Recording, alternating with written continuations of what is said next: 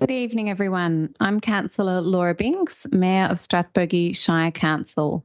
I would like to welcome you to our first Ordinary Council meeting of 21st of February 2023.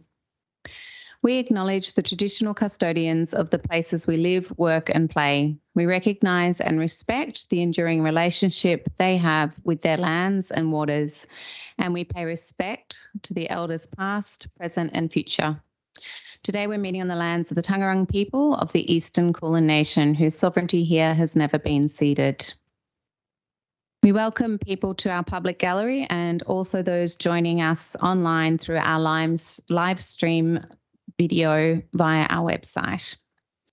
This meeting is being held in accordance with Strathbogie Shire's governance rules. If we have technical difficulties during today's meeting, which means we are unable to stream the proceedings to the public, we will continue with the meeting given that the public gallery is open. Voting by councillors at tonight's meeting will be held by a show of hands. If a councillor or an officer has a conflict of interest in a matter, they will be asked to leave the meeting and no discussion on the matter will commence until we are sure that they have done so. The person will then be contacted to rejoin the meeting after the matter has been considered and the vote concluded. We have a number of community members who have registered to speak to items on the agenda this evening. When I call on you to speak, can you please come forward and sit at the table to make your submission? You'll also need to turn on the microphone. Under the governance sub-rule 33.6, you will then have 5 minutes to make your presentation. A bell will sound at the 4-minute mark so that you know that you have 1 more minute to focus on those last few points you wish to make.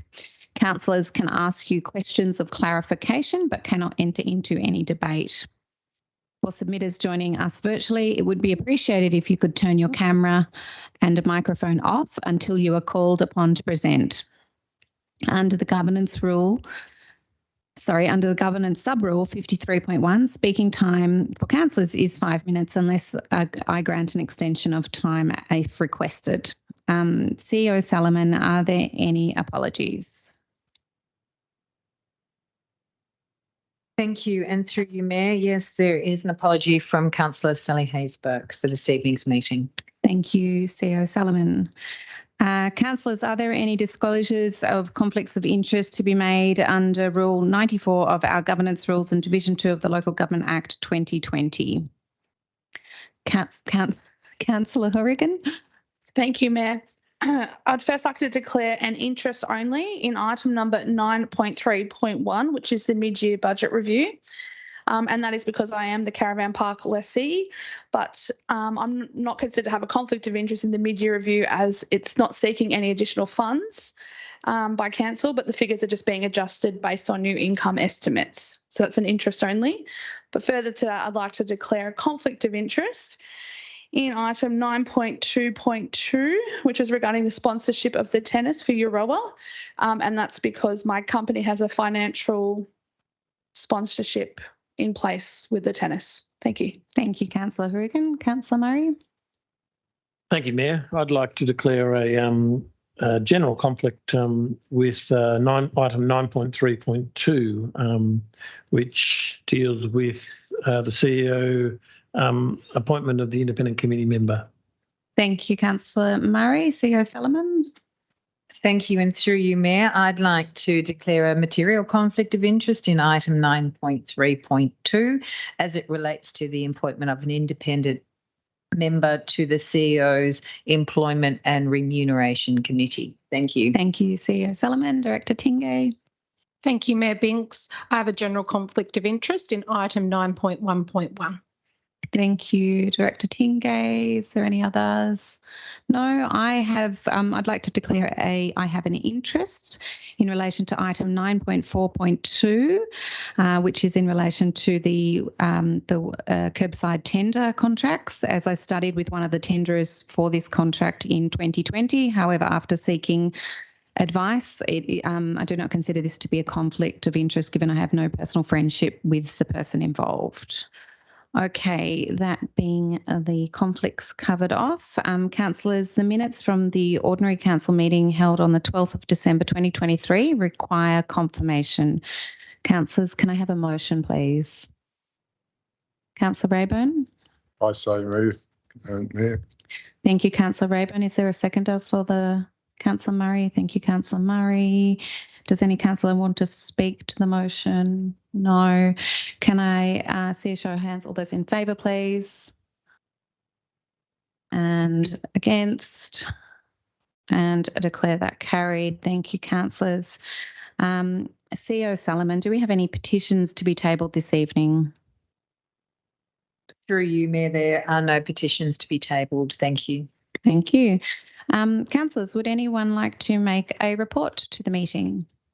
Councillor Rayburn? Thank you, Mayor. First of all, I'd like to congratulate the Violet Town community on their gold medal award for the Southern Aurora Memorial Gardens for their street art. We're very lucky, actually. The mayor at the moment was one of the people who drew up the plans for that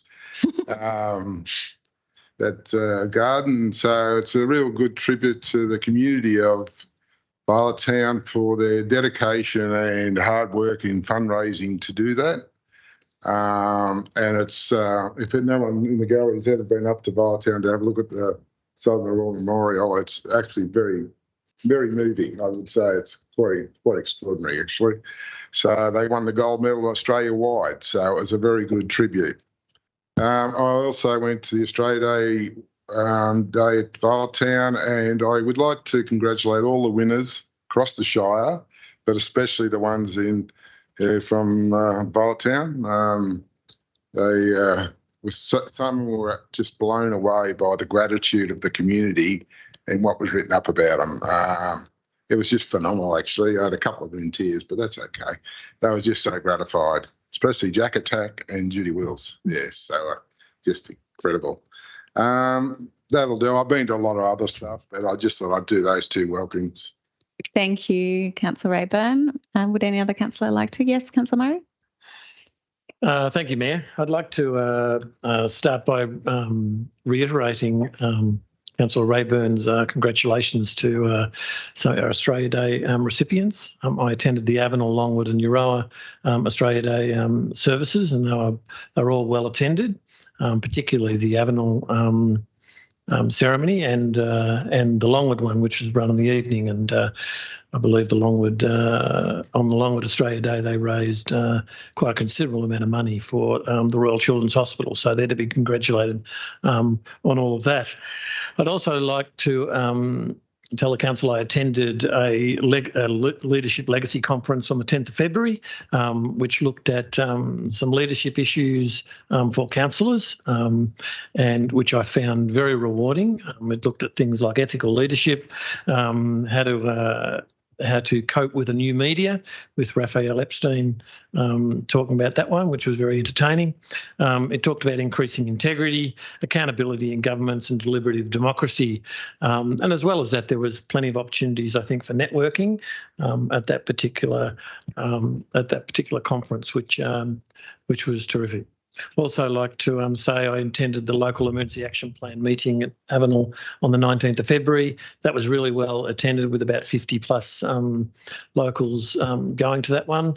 I'd like to congratulate the local facilitators, particularly Anne Douglas, for facilitating that down there. It was a terrific afternoon, and also to the SES CFA and other volunteers who assisted down there for that day. I continue to attend down there on Fridays at the Daily Dose, and I thank those people who drop in for a chat down there between 1 and 3. Thank you. Thank you, Councillor Murray. Would any other councillor? Yes, Councillor Andrews. Thank you, Mayor. Just like to mention the splash park and on-water play park. It's now fully operational at Ngambie there. Everyone seems to have a lot of fun, and the on-water play area is a real ninja warrior on water affair. It's quite challenging, and I've heard nothing but positive comments from all ages. Everyone's been down there and had a go at it, so that's it's very good. And I look forward to the future where it continues to grow and its popularity increases, and it'll draw a lot of people to the Shire. So that's great. Thank you, Councillor Andrews. Would any other councillor like to make a Councillor Horgan? Thanks, Mayor Binks. I would just like to continue on with Deputy Mayor Murray, because I also attended the MAV's Power of Legacy conference for councillors, which I found very, very, very rewarding. Meeting other councillors in other areas was of great significance. Some councillors had been there 10 years, some had been there 15 years, and the knowledge that they spilled was fantastic. But I couldn't go past some of the presenters, and considering, we've got the municipal monitors report in there today, I think it's great to encourage us to go along to these learning events. But the political accountability and good governance that was run by Andrew Douglas from FCW Lawyers was phenomenal, and I highly recommend to us all that we try and organise a session with him if that's what he does as a training. But the good governance that he was talking about, he put it in a really positive light, which was lovely. But we also had a representative from IBAC there, the Victorian Ombudsman, and another one, and that was really great. They were talking about conflicts of interest, which I declare a lot. So it was really good to have that extra knowledge on hand. I also want to say that I attended, or was invited to attend, the Australia Day event that was held in Euroa. So I'd like to thank the Australia Day committee for that. It was amazing. It had record numbers, I think, this particular year. It was outside and it was gorgeous. And it was great to see the SES in particular was nominated, I think, Shire-wide and also for Euroa. And after the hard work that they've done throughout all the damage that we've suffered in 2022, plus every other winner across the whole Shire, it's a really great feeling to be invited to an event like that. Thank you. Thank you, Councillor Horgan. Yes, Councillor Dickinson. Thank you, Mayor. Just endorsing the remarks about the Australia Day celebrations. They were probably the biggest I've seen in Nagambie this year, and the award winners were absolutely thrilled. And it was also an opportunity to highlight the fact that Rhonda Richards had received the OAM award 6 months earlier. So that was pretty good. And just a bit of an ad for tomorrow. What's today? No, not tomorrow. Saturday is the Now Festival.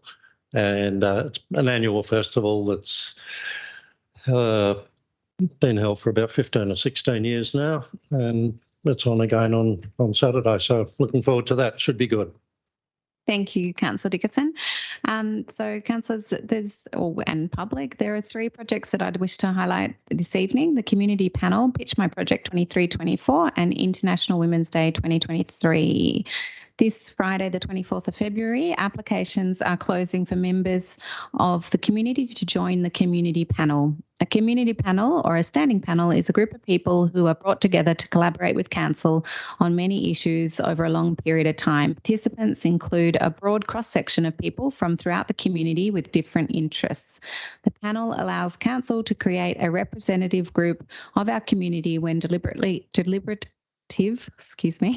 engagement is required for advice on a range of different topics, issues, projects and strategies. If you'd like to participate, please log into our website www.share.strathbogie.vic.gov.au and click on the project page, Join Our Community Panel.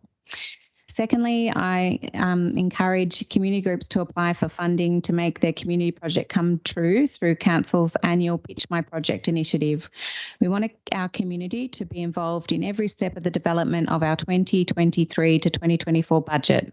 This means we are making sure we fund the projects and initiatives that matter to our residents. Council has $300,000 for Pitch My Project as part of the 2023-2024 annual budget. Pitch ideas must demonstrate how they align with one of the 6 strategic focus areas within the council plan, and each area will receive a total of $50,000.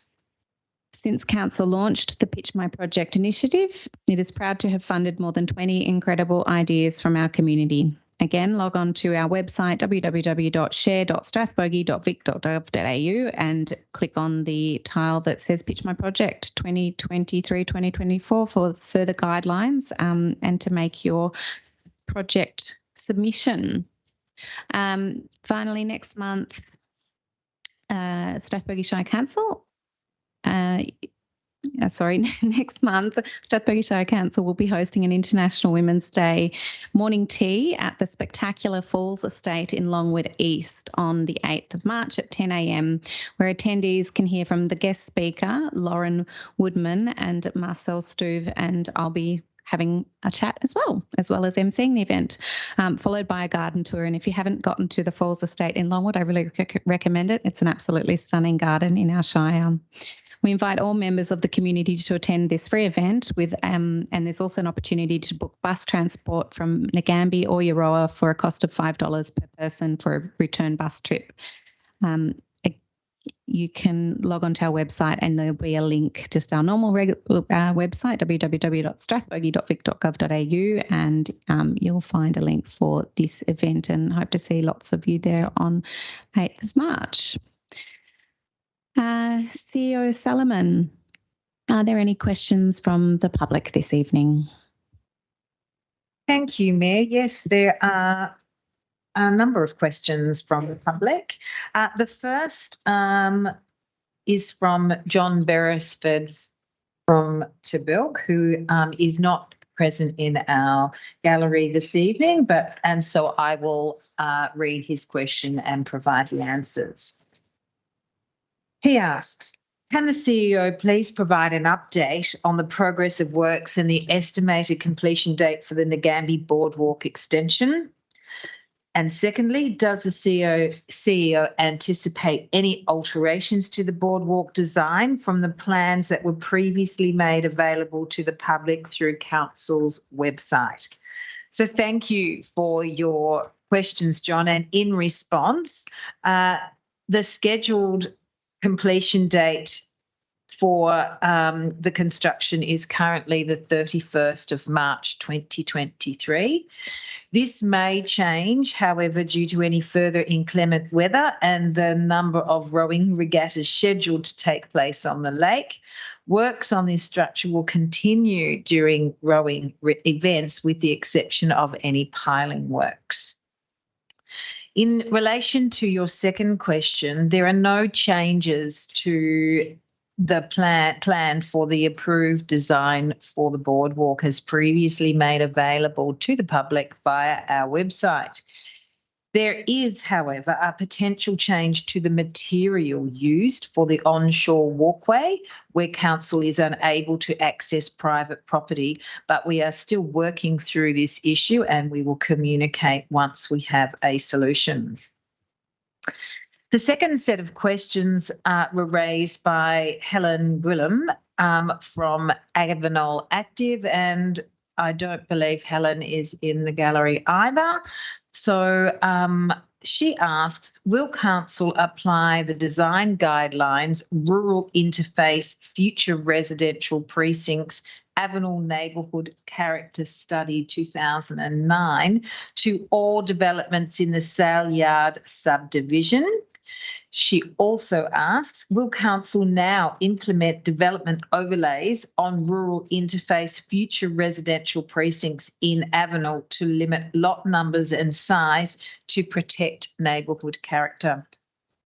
Thank you for your questions, Helen. And in response, Council will apply the design guidelines to any developments within the Sale Yard Road subdivisions that require planning permit approval. Single dwellings on lots more than 300 square metres do not always require planning approval. Council officers would be more than happy to meet with you to discuss this in more detail at a suitable time.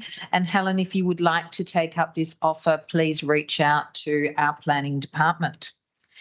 In answer to your second question, as part of the review of the Avenel 2030 strategy, Council officers will work with Council and the community to determine the most appropriate zoning for land identified for future development, including at the rural interface. The review process will also look at the need to implement the development plan overlay onto this land to ensure land is developed in a coordinated fashion and in accordance with the character guidelines of any updated strategy documents. Thank you. The third set of questions are from Tom Ma from Balmatin. Tom is in the gallery. So, Tom, I invite you to come forward to the desk and ask your questions. Thank you.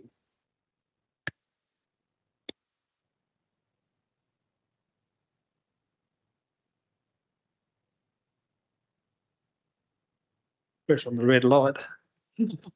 Thanks, Madam Mayor. The question relates to one is the Wilbrams Road railway crossing. The ARTC is one of the authorities who's doing the work for double stack train. Big Build is a Victorian government railways. The railway crossing was upgraded with boom gates and lights. And the power cable running from the Hume Freeway down Wilbrams Road.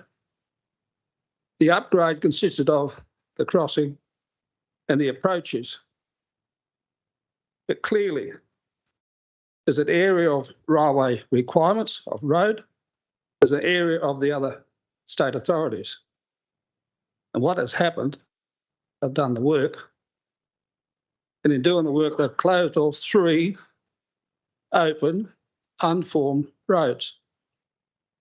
They've closed off in a way that the landowners, 4 of, 3 gateways, the access on the road to get across the line in agricultural and industry operation. If you understand agriculture, it's changing as we sit here today. It'll change again.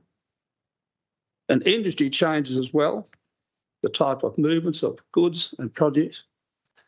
These roads were on the parish plan when they was drawn. They were drawn before the Victorian Railways were even introduced in 1874. We've been landowners since 1854, land selectors, and having that crossing, which we use at least once a day or more, other crossings use it more. We have land on both sides of the railway line, which is part of agriculture involved. So the rail doesn't worry us.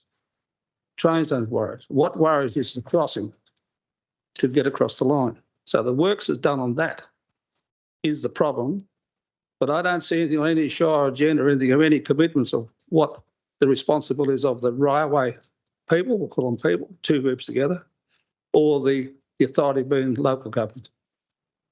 So there's a concern there of the access has been denied. We've even walked sheep over it to the Balmatin station to load them on a rail truck. In 1937, you drove over by the father. We were kids. At the same time, we have used the crossings of other ways rather than just drive a vehicle over it. Agriculture today is wider, longer, wider, heavier, and the length factor is great, and the capacity is great. But the road reserves on both sides of the line are the crucial part of getting over the line. Thanks, Madam Mayor, on that question. Thanks, Tom. Thank you, and through you, Mayor. In response to your question, Tom, the Wilbrahams Road railway crossing, the road itself, the resheeting works, as you're probably quite aware, commenced on this road last Tuesday, and traffic management measures are in place. However, the road will not be closed, and there may be just some short delays. In regards to your second part of the question regarding the 3 roads closed and ARTC, VicTrack's responsibilities around those, we will have to take that on notice, and our Director of Infrastructure, Sustainable Infrastructure, will provide you with a response to those specific questions, because we will now need to refer those to the other authorities. Thank you. Thanks, Tom. Yep, you have a second question? Go for it. Yeah. We'll do it now. Thank you. Madam Mayor, the second question in relation to the Anderson Street overpass in your row. The overpass in question is either over existing style or you go under. The concern I have, how do you get to the bridge or underpass in your road? How do you get to it? The Railway Authority is putting a crossing to allow the double stack train to travel from Brisbane to Tottenham, Victoria.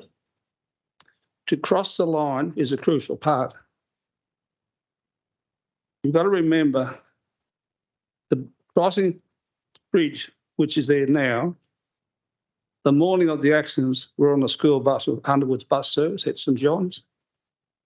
For us, it didn't make a lot of difference, but later years it does. And it was built when the standard gauge went through. The standard gauge was an alternative rail from Sydney to Melbourne. In lieu of the broad gauge was 5'3", the other rail was 4'8.5", and on wooden sleepers. The bridge construction caused concern. Euroa Shire had a rubbish tip hole where the earth for the embankment came from, and it included various other truck operators. Even the Shire of Euroa tipped their own truck over. But in doing that, the bridge of today has outpaced itself for the usage, and for us, the usage of agricultural industry to get through the town or over the line. There is an alternative bridge construction to cross the line. Boundary Road North, over the line, and Burger Street over the line. Anderson Street have a low-level car underpass, low level, not with bikes on top, but a walkway with you can walk across there like youths and people walk in groups. I've done it, and I believe you all would have done it. Group of certain ages, certain things happened, I know, but you never went back there again. But having that said, you've got to move that traffic out of your rail because the Victorian Police close off the carriageways of the Hume Freeway and direct them into your rail or around through your rail. The traffic they direct are oversized, over-dimensional, hazardous chemicals, you name it, stock traits, fertiliser, for what's got to come into your rail and find their way through the town. So why do we have to allow a crossing? You're still placed in the town since 1953, or that's when it happened, the accident of the circus. You need to look at the future and keep that materials out of the residential area and the schools. And if you take the alternative of the crossings in relation to the size of the bridge is a 3-span bridge. They refer to an accident under the underpass of the bridge. 3 beams were bent on the northbound on the broad gauge line, which is run to the station. They replaced with 3 beams to strengthen it. The walkway is unacceptable. I've never seen this Shire of Strathbogie in the 28th year of any recommendation coming about the walkway for public. On Saturday there, I had a look at it again. You want to see the leaves would fall in. I showed the ARTC some roly-poly grass, if you know what that is. It'll roll down and fill up the thing. It'll block the pumps. Reed's overpass in Wangaratta is an overpass you get down to Wang Hospital. There's another one up in Wangaratta Rose Street, the underpass. We're at college and we know what that was. The girls were on the corner up there. We all talked to them. But since there's an underpass, the blockage that caused from rubbish and things to pump it out. But having a tunnel, it will not provide for the access for tomorrow. We're talking tomorrow. You can measure a train by measurement for the ruler. You can measure a door. But you can't measure the goods will be produced to go through that door or through the tunnel. So if we don't use the tunnel or the bridge and can't get into the town, where's the alternatives to get through the town when the Victorian Police close off either carriageways of the highway? At each interchange site, there is boxes to your left. They're on your left. And those boxes full of witches' hats and boards. Victorian Police don't consider the local government. They don't consider even Vic Roads. Vic Roads find out about 2 hours later that they've diverted the traffic. We've had 2 diversions only recently at Longwood in that area, so the traffic is diverted. But what I'm saying, the second question relates to the Anderson Street overpass. It's a serious matter. The council will have paperwork will be produced and approved by council. I've had experience in relation to the road authorities in the past. Tom, can I just get you to clarify what your question is? The question is clear. The underpass or overpass in Anderson Street, it won't be serviceable. That's the question. It'll come before council. It's You're going to leave us up. But the other statement. the final part to it. John, that's really a statement rather than a question. So what do you have a question of council? Well, the question is the Anderson Street overpass. Because the other part to that question in relation to is 3 railway crossings to be removed for the safety. 3 railway crossings to be removed by the alternative 3. We have a question that you submitted earlier. Are you happy for the CEO to respond to that question? Yeah, well, that relates to the questions to with Anderson Street, second part of the question. So I'll leave it in your hands, Madam Mayor. Thank you, Tom. Thanks a lot anyway. Have a good evening. Thank you, Tom. I will respond to the question that you did submit in terms of what was council's preference to either an underpass or an overpass. And in answer to that question, we know that the Euroa community is strong and passionate about this issue. And we all want the best solution for Euroa Railway Precinct because it has significant impacts, as you rightly point out, on our town's future. Council's commitment to this project hasn't changed. We want to ensure that the decision makers, that's the ARTC and the Department of Planning and Transport, hear and listen to our community's view. We believe very strongly that the community's preference, whether it be an underpass or an overpass, should be the solution implemented by the ARTC. Currently, as you are aware, the ARTC is undertaking consultation with the community, and I urge you to participate in that process via either the forums or the drop-in sessions that are in Binney Street and have your say. That's the best way to include your comments. Thanks for your question, Tom. Thank you, Tom. Are there any further public questions, CEO Solomon? No, that concludes our questions for this evening. Thank you, CEO Solomon. Councillors, we'll now move on to the officer's report. So we have item 9.1.1 and Director Tingay has declared a conflict of interest and is leaving the meeting room at just wait for the doors to close. 6:30 to 3 p.m. Okay, so this item is 9.1.1 planning application P2022-098 multi-lot residential subdivision and native vegetation remover 3 Sale Yard Road, Avenel, Victoria 366. Manager Aitken, can we have a summary of the report, please? Thank you, Mayor. As discussed, the application is for a multi-lot residential subdivision and the removal of native vegetation. The land has an area of 13.8 hectares and does not contain any existing buildings. A patch of mature native trees is located on the land and is proposed to be retained as part of the development. The land has been identified for residential infill development as part of the Avenel 2030 strategy. The development provides for a variety of lot sizes in close proximity to the township centre, which is supported by the township strategy and the relevant policy and design considerations of the Strathbogie planning scheme. The subdivision has been designed to minimise the removal of any native vegetation, both along the roadside frontages and on the land itself. This is consistent with the design guidelines of the Avenel Neighbourhood Character Study. The application was advertised to surrounding landowners and 14 objections were received. The objections raised concerns which related mostly to road and drainage upgrade requirements, lot density, traffic and construction delays, and impacts on the character of the area. An information session was held at the Avenel Community Hub and a number of objectors attended to discuss their concerns and hear from council planners and engineers about the application and also council's plans for future road and drainage upgrades along Sale Yard Road and Hovel Street. The application was referred to the relevant service authorities, all of whom have supported the proposal, subject to conditions included in the officer recommendation.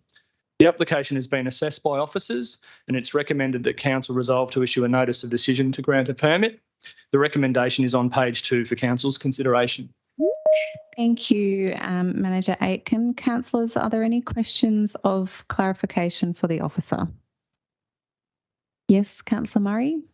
Just first, a question of clarification about submissions. Is there any submissions to be made by members of the public tonight? Yes. At what point do they occur? So after we have 3 people submitting, and so you can ask questions of clarification of Braden now, but also obviously if there's other things that are raised, you can ask questions of clarification of the submitters, and also Braden can assist at that time as well. Thank you, Mayor. So I'll just ask a couple of questions of Braden first up, please. Apparently some of the earlier configurations of this development included a childcare centre option in one of the corners along Saleyard Road with the small development, the small blocks are presently in the one that we've got. I was alerted to this by a member of the public there, and I just they were concerned that that particular development may have particular impacts on the area, and that ought to be addressed. Could you clarify the situation there with that proposal or not proposal, whatever it is? Thanks for the question, Councillor Murray. Yeah, the original plan that was submitted with the application noted a possible childcare centre or townhouse development. The developers since revised their plans to propose townhouse style development on smaller allotments, so the childcare centre is no longer under consideration. It was never formally part of the application, it was just a possible use for the future of the site. However, that consideration has been removed. Thank you very much. And just a follow-up for that, there is a development, I understand, that's on the books for 1 Saleyard Road, and that development at an earlier stage also may have had a commercial pocket in it on the corner of Saleyard Road down there near the Harvest Home. Is that still a possibility or not? It's a possibility. So there is one allotment within that development that is identified as a potential future commercial site, but a lot of that will be market driven, I would imagine, and would require potentially separate planning permit approval if they wish to go down that track once the land is subdivided. Thank you. Are there any further questions or clarification regarding this from the officer at this stage? No? Okay, councillors. As I mentioned, we've got several parties wishing to speak to this item this evening. So our first submission on the item tonight is from Jamie McMaster. Jamie, can you come forward, please? Welcome. Thank you for coming. You just need to turn on your microphone. Yeah, you have 5 minutes to make your presentation, and the bell will sound at the 4-minute mark. Thank you. Good evening, councillors and mayor. We have a property on 44 to 46 Hovell Street in Avenel, which one of the driveways into the estate is going to impact us quite greatly due to we've got bay windows around the front of the house that now has got a driveway pointing into the house. I believe that the reasoning from the developer was that less trees would be removed if they put the driveway in that position. I believe that it's going to give us that's going to make the front of our house pretty well unlivable from my point of view. And I'd like them to reconsider the position of that driveway.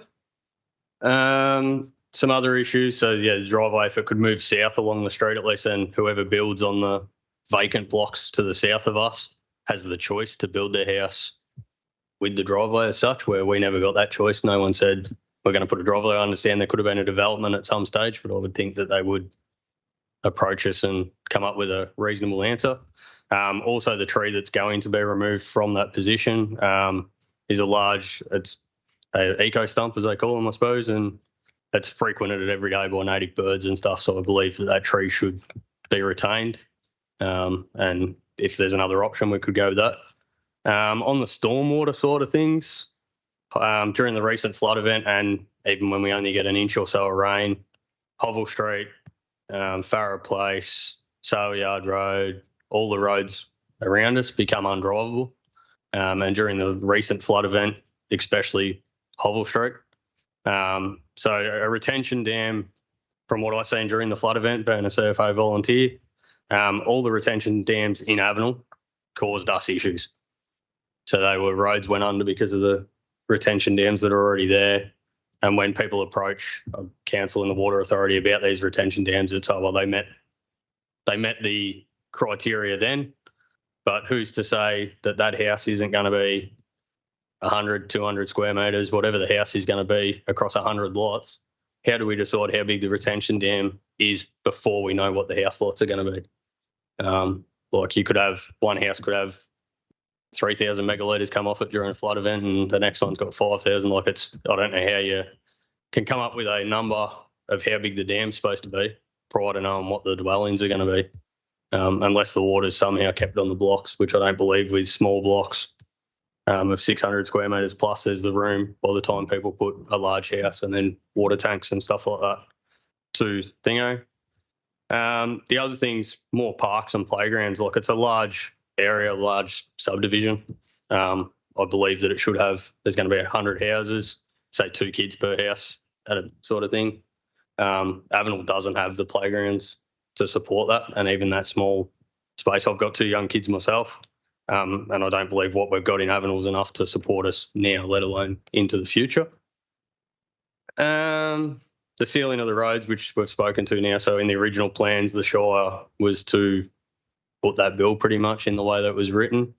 And the other thing with the childcare centre now being removed, I believe there was quite a few locals that didn't object to it on the hope that we were getting a childcare centre in Avenel.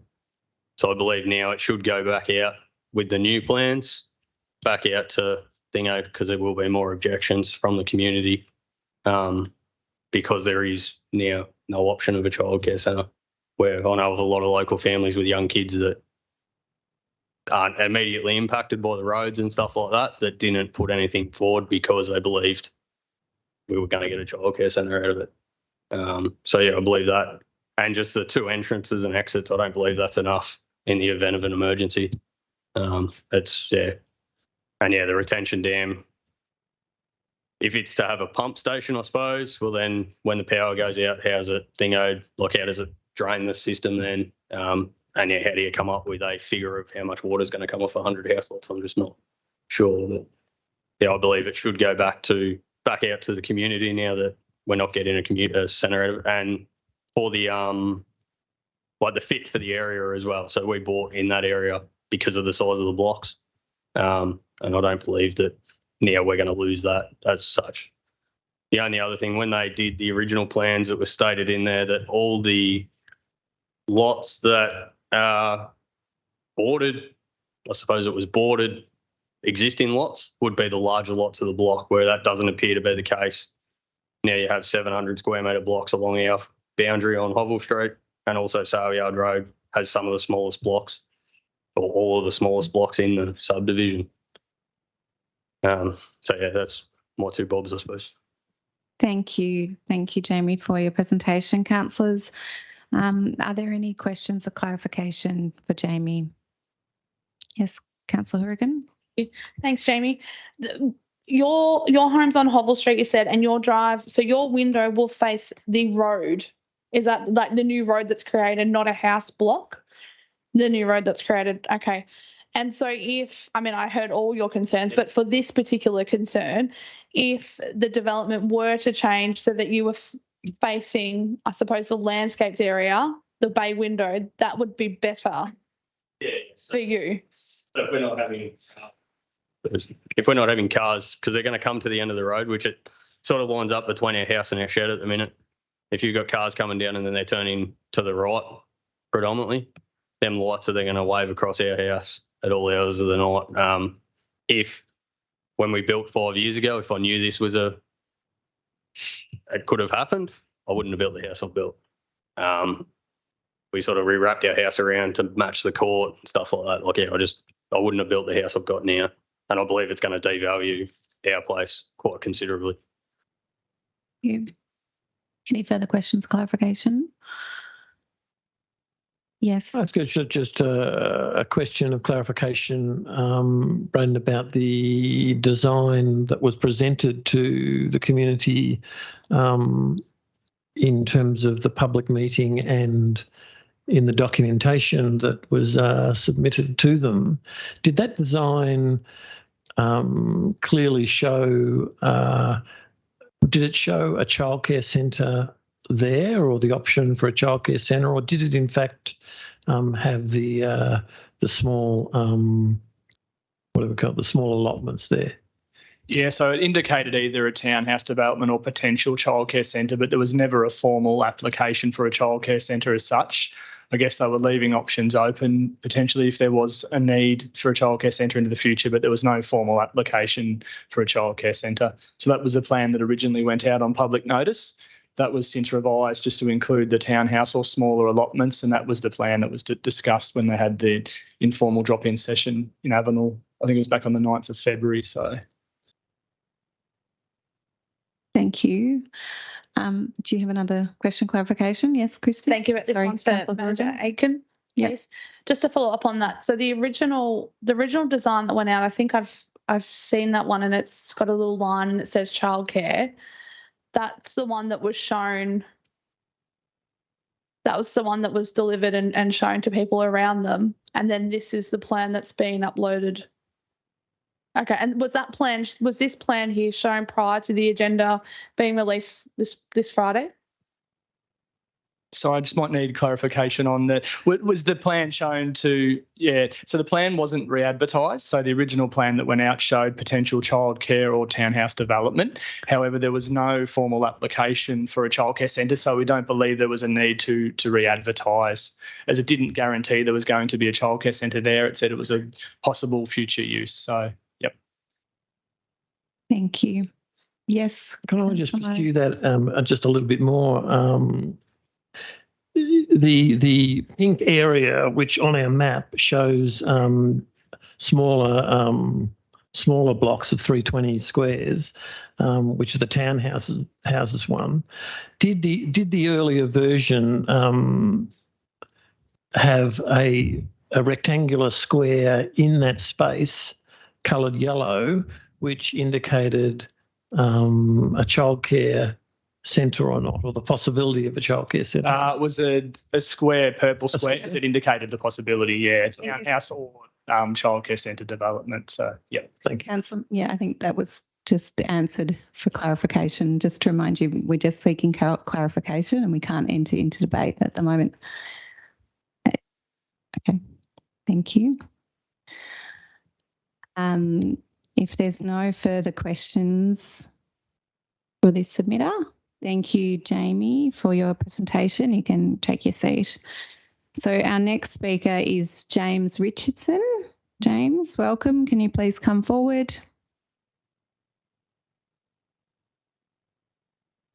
Thank you, James. You have 5 minutes to make your presentation. A bell will sound at the 4-minute mark. Thank you, Mayor and councillors, for the opportunity to speak. Our concerns relate to 3 Salehouse Road. When we moved to Avenel, it's a small country town. It has a little bit of space. This development to me appears to be, although I suspect not high density, but it is reasonably high density for Avenel. And nowhere in Avenel would I suggest is the density as high. Is it possible for council to ask the developer to reduce the number of houses that are in the lot and still be within, the guidelines that they would like to develop? The second question relates to the fencing around the development. The fencing around the development that we were shown on the 9th of February at the meeting in Avenel was a colour bond, I think about 1.8 metres high fence. I would suggest that that is not quite appropriate for a place like Avenel. There's no major fencing like that anywhere in Avenel. I'm sure that there are other opportunities, or there are other avenues to have a fence that is more suitable for a country town. The third question relates to the rail crossings. The Shire representatives at the Avenel meeting had said they had approached the various railway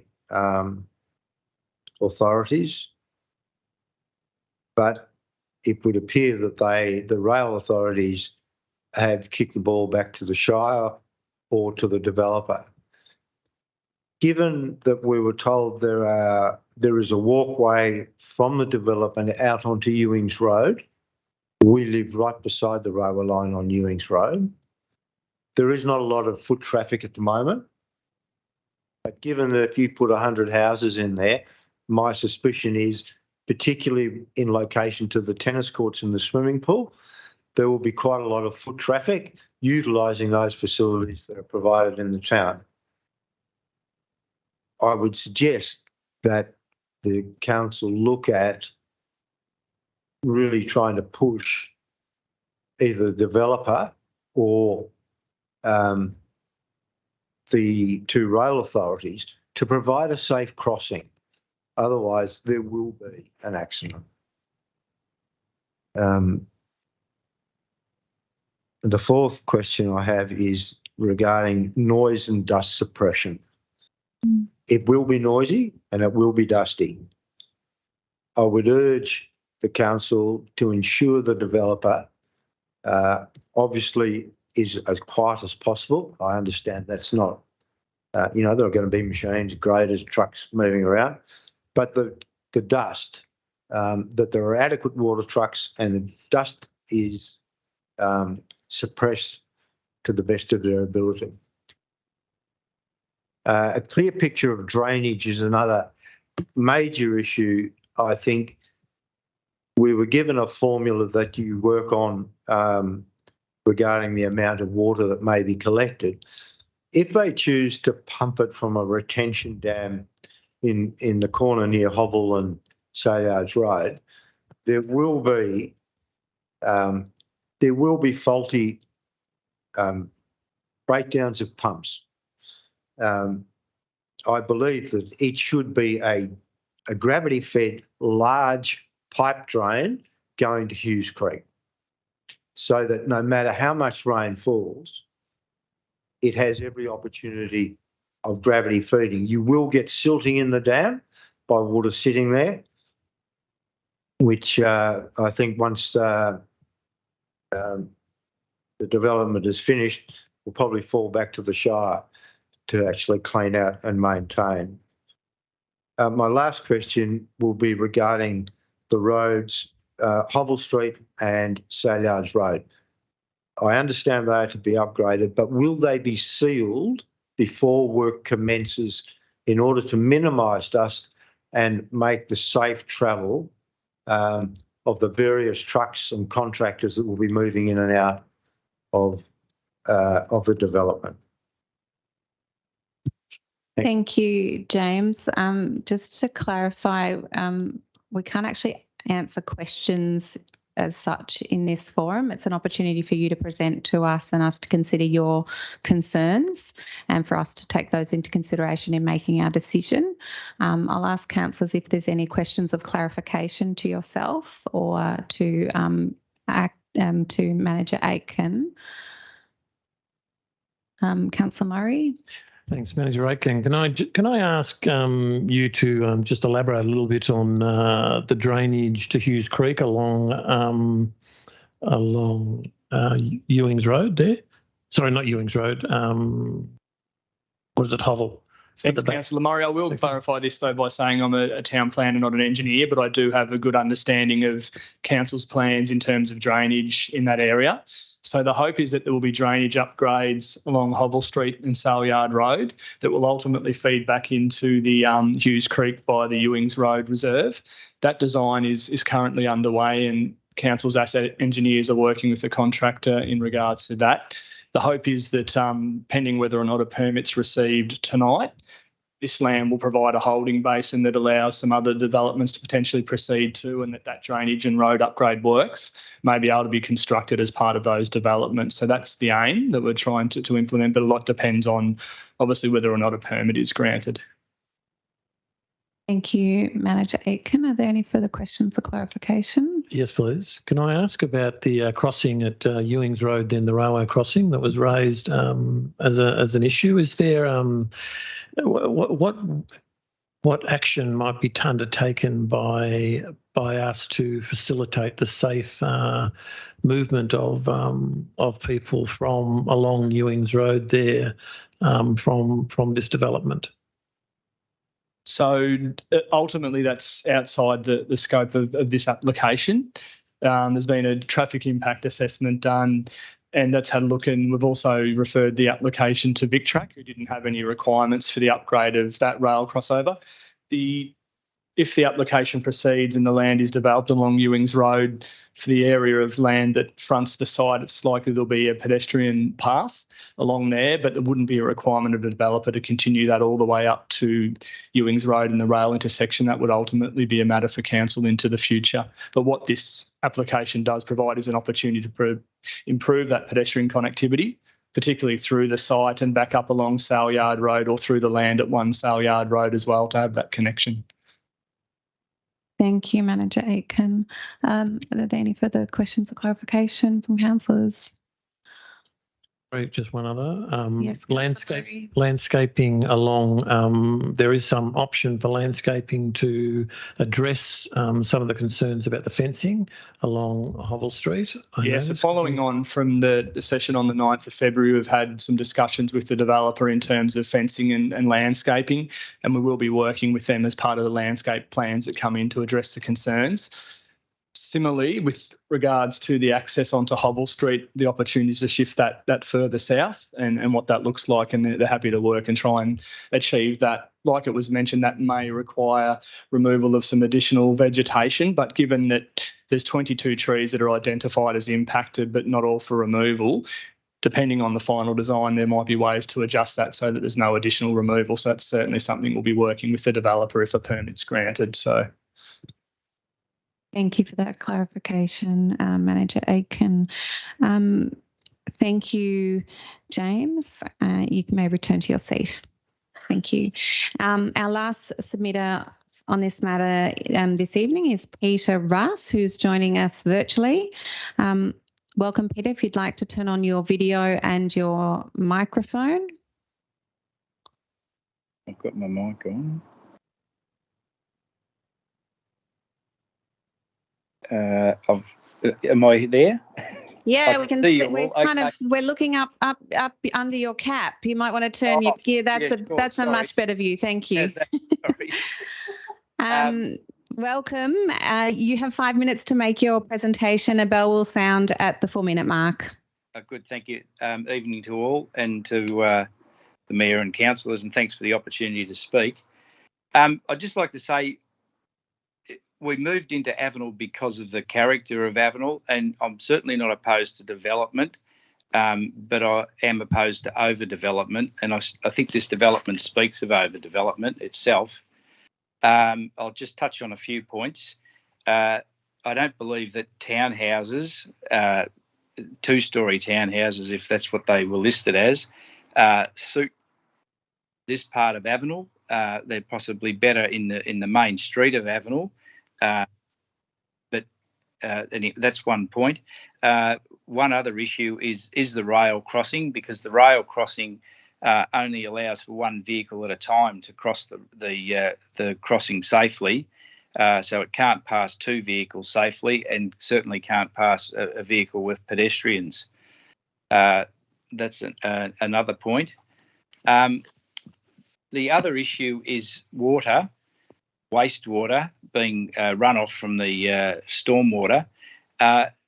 If you look at previous developments in Avenel, there's issues with all of them with wastewater, and I don't believe that any of them have been managed properly, and certainly what's been left after the development is huge cost to council, which comes back to the ratepayers having to pick up the tab.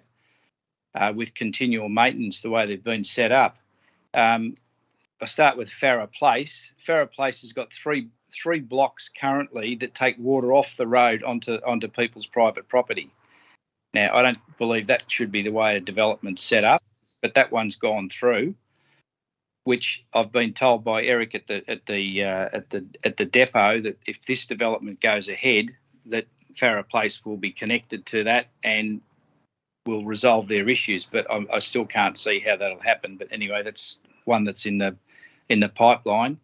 The other one is Scarlett Street. The stormwater dams are inadequate, and the water floods off the roadway into properties onto the other side. So you're dispersing water from one side of the street into people's properties on the other side. You've got issues around the roadhouse that floods. You've got issues Longwood Road floods because of the vineyard estate. The water that comes off the vineyard estate, they've got 450 pipes in the vineyard estate, which are sufficient.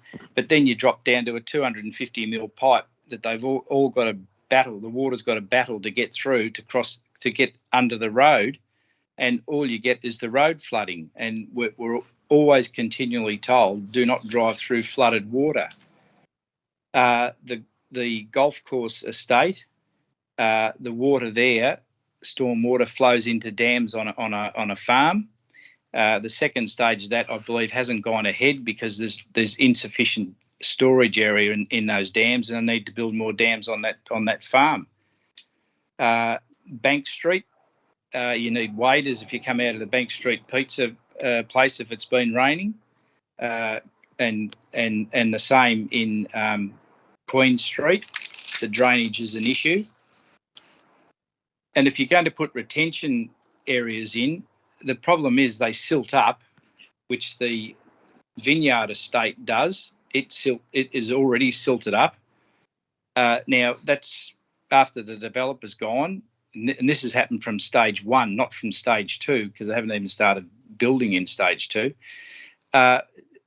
There's a continual expense that's going to be put back onto the community.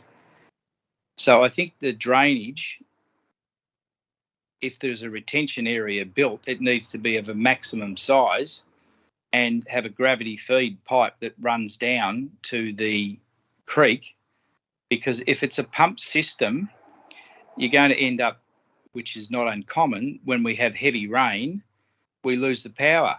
So how's all that going to function? And then the other problem is with a pump system is pumps aren't maintained. I used to work with a company that maintained sewer pumps, and the call you'd get is that it's flooded everywhere and the pumps aren't working. Even though they're connected to the internet and people get warnings and all those sorts of things, it just doesn't happen. And the maintenance is the issue. And I believe that maintenance there will fall back on the council.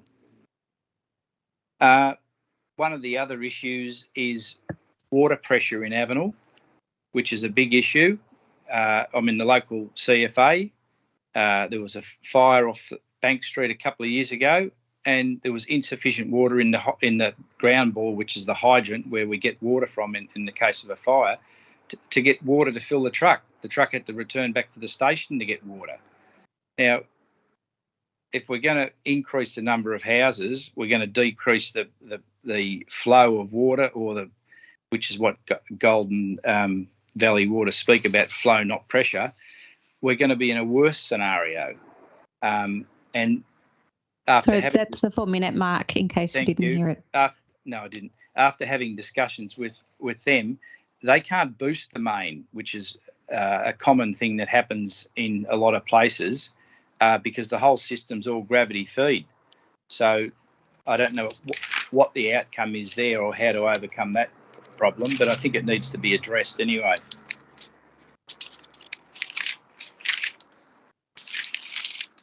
Thank you. Is that the end of your submission? The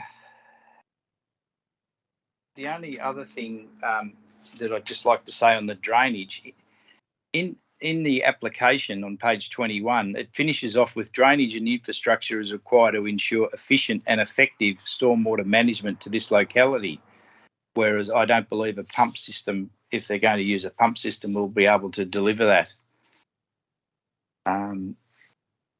But yes, I'll finish with that. Thank you. Thank you, Peter. Councillors, are there any questions of clarification of Peter? No? Okay, councillors,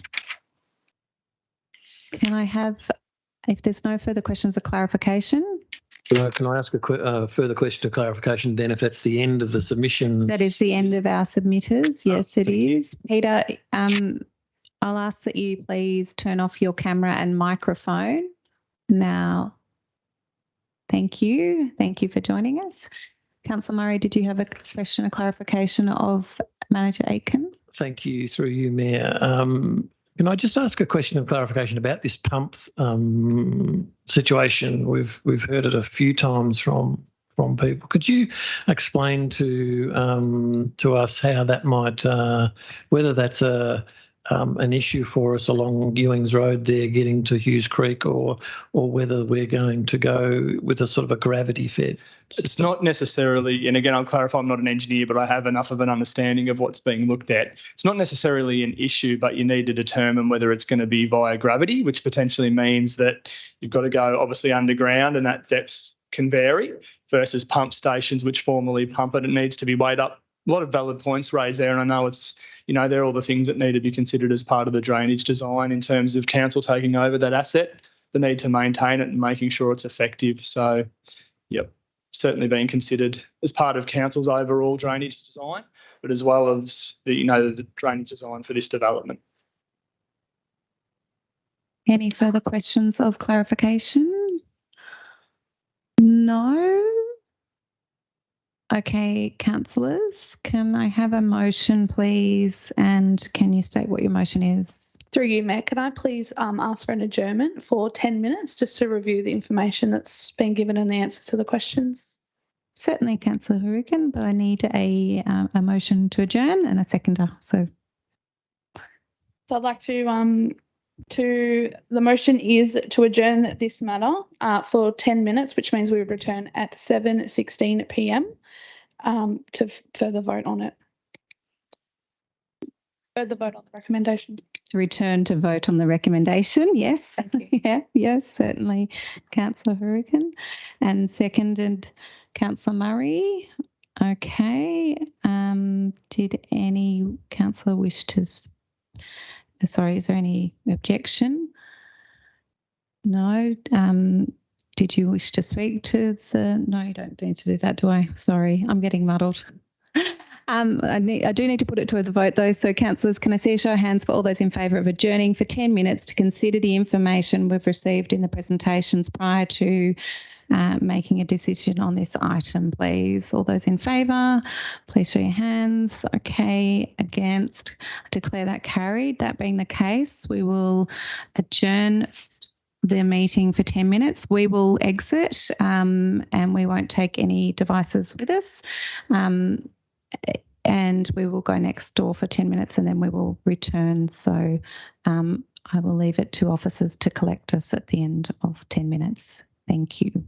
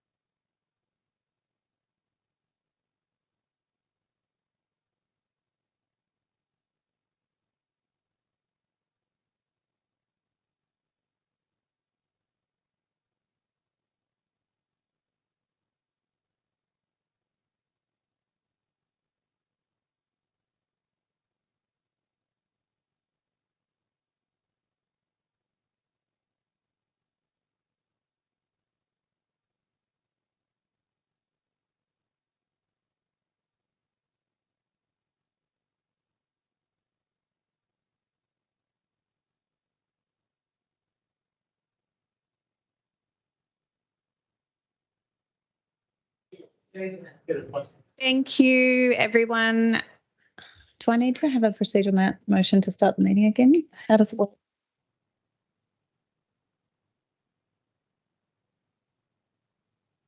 Thank you. Okay.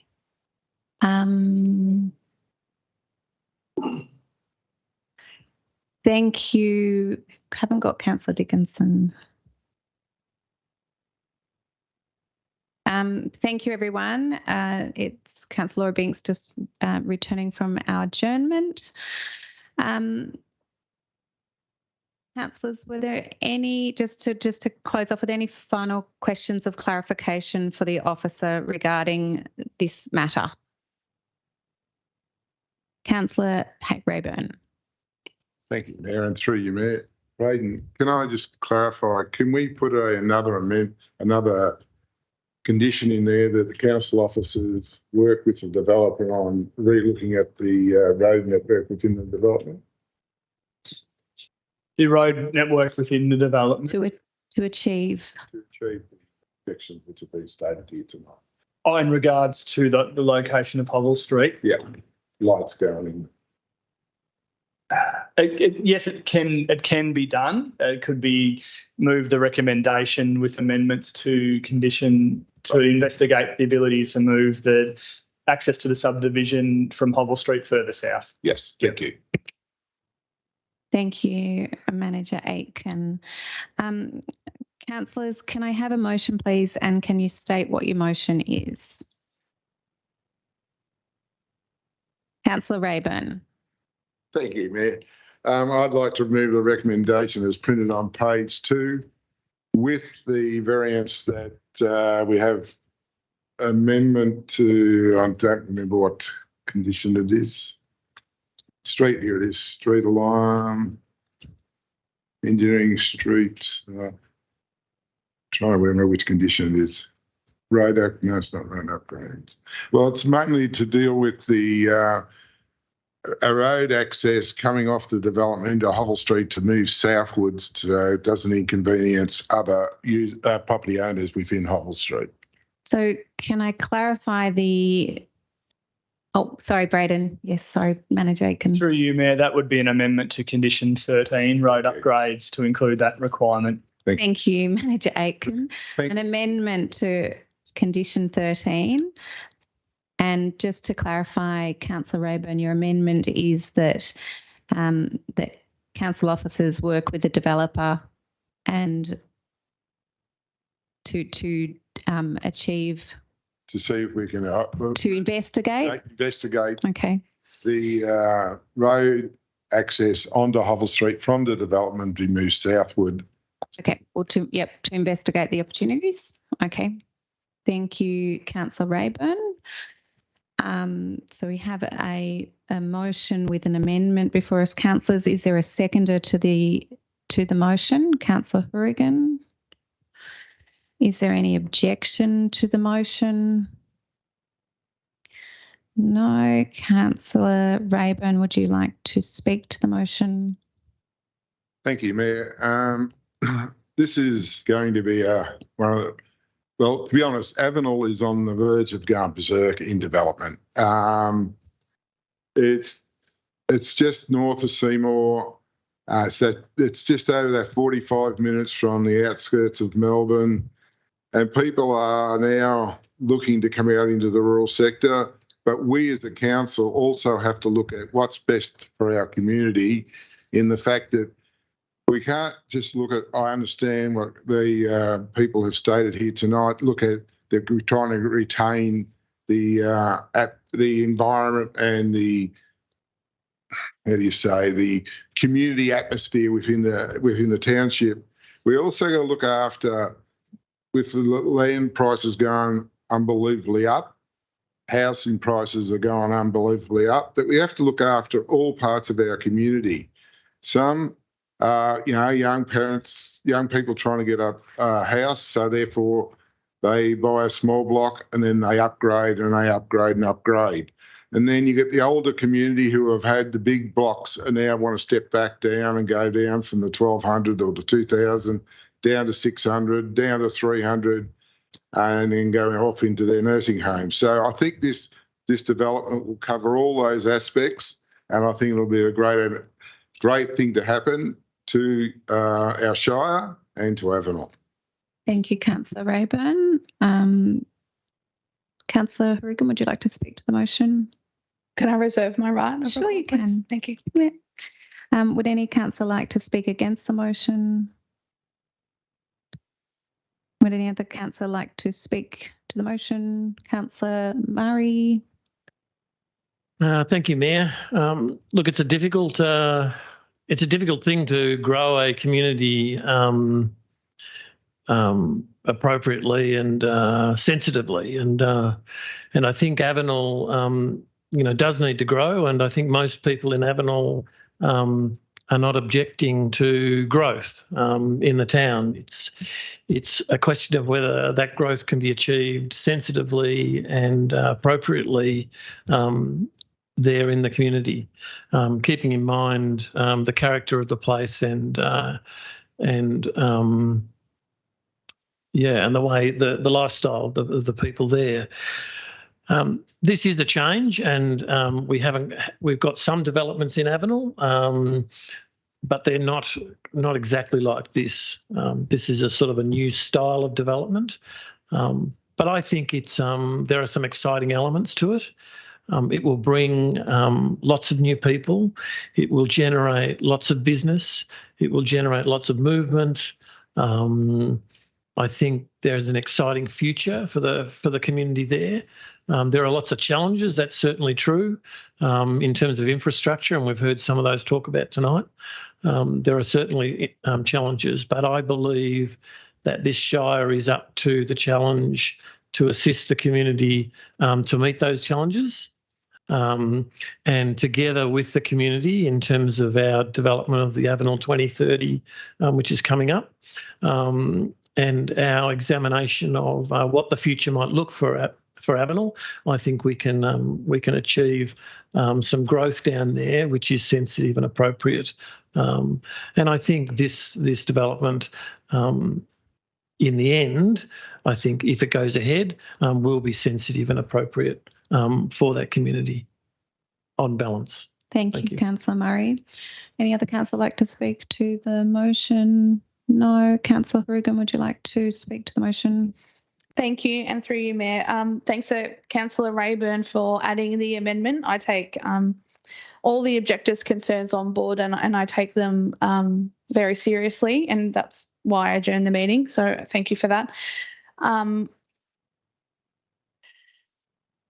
I suppose I want to start with the original plan that had the childcare centre, sort of written in there, and I think we can get better when we're advertising, the plans and things like that. So Manager Aiken explained extremely well that it wasn't something that was set in stone, and unfortunately it is market driven. And so I have asked him this question already previously, but a block in there can or has the opportunity to be sent to council to be voted on for a commercial block. So there is still a chance that a childcare centre could be developed there in the near future, or somewhere in Avenel, and that's obviously up to the planners and etc. But the possibility is there, so it's not ruled out. I think it's important that we get the development right. So whilst Avenel is growing, I think that this particular recommendation in here is very detailed, and I'm confident that it's going to address all the concerns around drainage and now obviously around the road network, thanks to the amendment. In regards to the small blocks, I personally think that the small blocks are very important, and Councillor Rayburn explained why, and I understand we don't want a whole heap of them, but they are important to people. And there was a report that was released, I think, 2 years ago that said, single females over 50 that's what they're looking for. And if we don't provide housing for people like that, where are they to go and where are they to live? So, and that's just one demographic. Obviously, there's a few other reports. And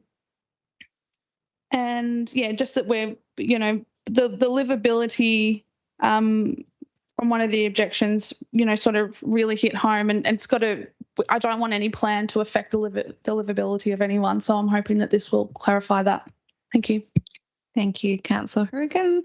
Nobody else would like to speak? Don't need your right to reply. Thank you, Councillor Rayburn. In that case, I shall put the motion with the amendment to the vote.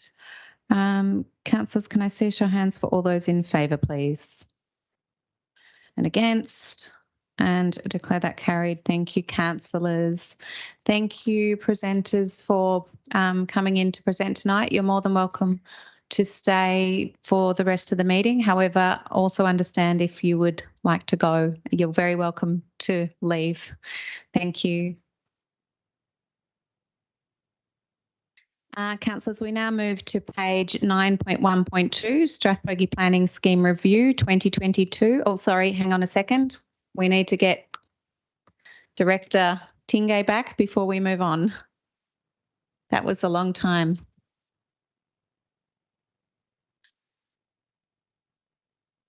Thank you, Director Tingay. So Director Tingay has rejoined the meeting at 7:36 p.m. Okay, so we now move to item 9.1.2, Strathbogie Planning Scheme Review 2022. Manager Aitken, may we have a summary of the report, please? Thank you, Mayor. After extensive consultation internally and externally, we're now seeking adoption of the 2022 Planning Scheme Review. Consultation as part of the review saw planners heading out into the community and spending time in each of the major townships and smaller villages discussing key planning priorities with our community. The Planning Scheme Review is a statutory requirement and is basically a review of how up to date the scheme is based on the current Victorian planning provisions, the council plan and the wants and needs of the community.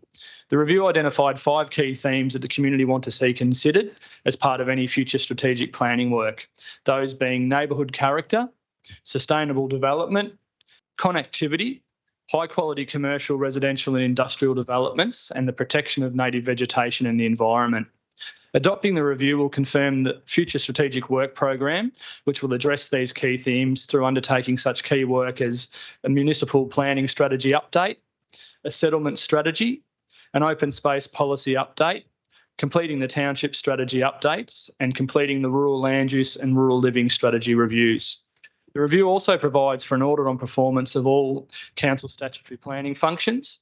The audit found that council has achieved a high level of statutory compliance in its processing of planning permits and also is performing well in terms of processing times. There are a few areas for improvement that could further enhance the process and provide for good decision making, particularly concerning documenting pre-application meetings and conducting more site inspections. Better technology is also required to aid the ability for council to receive planning permit applications online, as well as to ensure that external users can view the planning register. The recommendation is on page 29 for council's consideration. Thank you, Manager Atkins. Aitken, sorry, that's my neighbour. Sorry, Manager Aitken. Councillors, are there any questions of clarification or for the officer? No? Okay, councillors, can I have a motion, please? And can you state what your motion is? Councillor Murray. Thank you, Mayor. I'd like to move the motion on item 9.1.2 Planning Scheme Review that's listed on page 29. The council adopts this draft. Thank you, Councillor Murray. Is there a seconder for the motion? Councillor Andrews. Thank you, Councillor Andrews. Is there any objection to the motion? Councillor Murray, would you like to speak to the motion? Just briefly to say that I think this is a really important document for the community and one which I'm sure the community will want to read.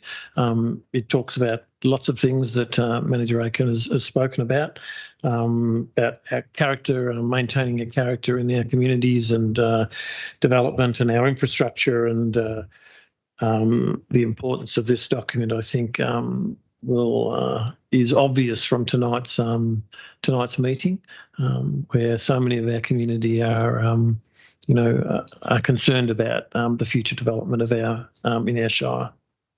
Thank you. Thank you, Councillor Murray. Councillor Andrews, would you like to speak to the motion?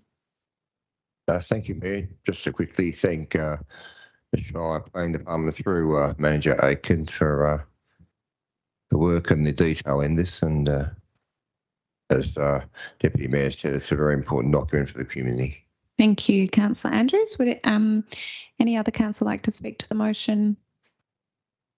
No? Okay, councillors, I shall put the motion to vote. Can I see a show of hands for all those in favour, please? And against? And declare that carried. Thank you, councillors. We now move to page 35 of the agenda, item 9.1.3. Planning applications received and planning applications determined 1 to 31 December 2022 and 1 to 31 January 2023. Manager Aitken, can we have a summary of the report, please? Thank you, Mayor. I refer everyone to page 35 of the agenda, where it's noted that there were 18 new planning applications received and 32 planning permit applications decided upon during the reporting period. A mixture of applications were received during this period, including a number of applications for dwellings, rural shedding, and also residential subdivision. And once again, the recommendation is on page 35 for Council's consideration. Thank you, Manager Aitken. Councillors, are there any questions or clarification for the officer regarding this item? If not, councillors, can I have a motion, please? And can you state what your motion is? Councillor Andrews. Thank you, Mayor. I move that the recommendation on page 35 of the agenda be adopted. Thank you, Councillor Andrews. Do I have a seconder for the motion? Councillor Horrigan. Thank you, Councillor Horrigan. Is there any objection to the motion? No. Would you like to speak to the motion, Councillor Andrews? I'll just quickly thank you, Mayor, that looks like the planning department has been quite active and busy with their work here, and a lot of applications have been put through there. So thank you. Thank you, Councillor Andrews. Councillor Horrigan, no, thank you. Any other councillor like to speak to the motion? No. In that case, councillors, I'll put the motion to vote. Can I see a show of hands? All those in favour, please. And against? And I declare that carried. Thank you, councillors. Thank you, Manager Aitken. Enjoy your evening. We now move to page 37 of the agenda, item 9.2.1, application for sponsorship, Rough Arts Outdoor Concert, Phil Parra Band, March 2023. Director Tingay, may we have a summary of the report, please? Thank you, Mayor Binks. Councillors received an application for sponsorship from the Rough Arts to assist with an outdoor concert event that they are hosting on the 25th of March. The request is for a cash contribution of $2,000 to assist in covering the costs of musicians, technical production, advertising and venue hire for the event. This is the first of 3 sponsorship applications that Council will be hearing this evening. There is a recommendation on page 37 of the agenda to approve the sponsorship request in full. Thank you, Mayor Binks. Thank you, Director Tingay. Councillors, are there any questions or clarification of the officer? No? Okay, councillors, can I have a motion, please? And can you state what your motion is? Councillor Murray. Thank you, Mayor. Can I move that we adopt the recommendation for the approval of sponsorship for Rough Arts, the value of $2,000 listed on page 37, please? Thank you, Councillor Murray. Is there a seconder for the motion? Councillor Dickinson. Thank you, Councillor Dickinson. Is there any objection to the motion? Councillor Murray, would you like to speak to the motion? Only to say this is a great event which has been happening for quite a few years now. It's a good group of volunteers up there who work very, very hard and tirelessly to undertake this event, and I'm glad we can support them. Thank you, Councillor Murray. Councillor Dickinson, would you like to speak? No. Would any other councillor like to speak to the item? No. Okay, councillors, I'll put the motion to the vote. Can I see a show of hands? All those in favour, please. Thank you. And against? And I declare that carried. Thank you, councillors. Moving on to page 42, and Councillor Horrigan has a material conflict of interest in the matter, and she is leaving the chamber at 7:39 p.m. We will just wait for the doors to close.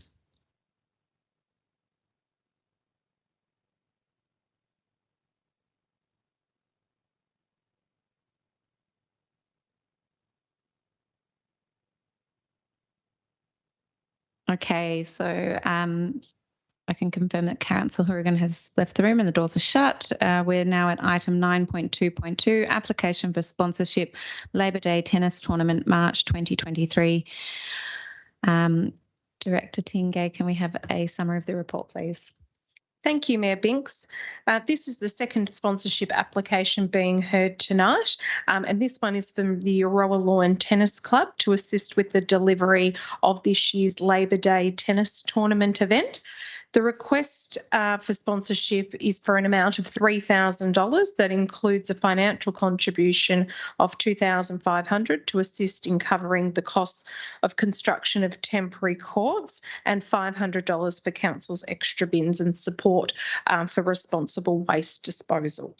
There is a recommendation on page 42 of the agenda to approve the sponsorship request in full. Thank you, Mayor Biggs. Thank you, Director Tingay. Councillors, are there any questions or clarification of the officer?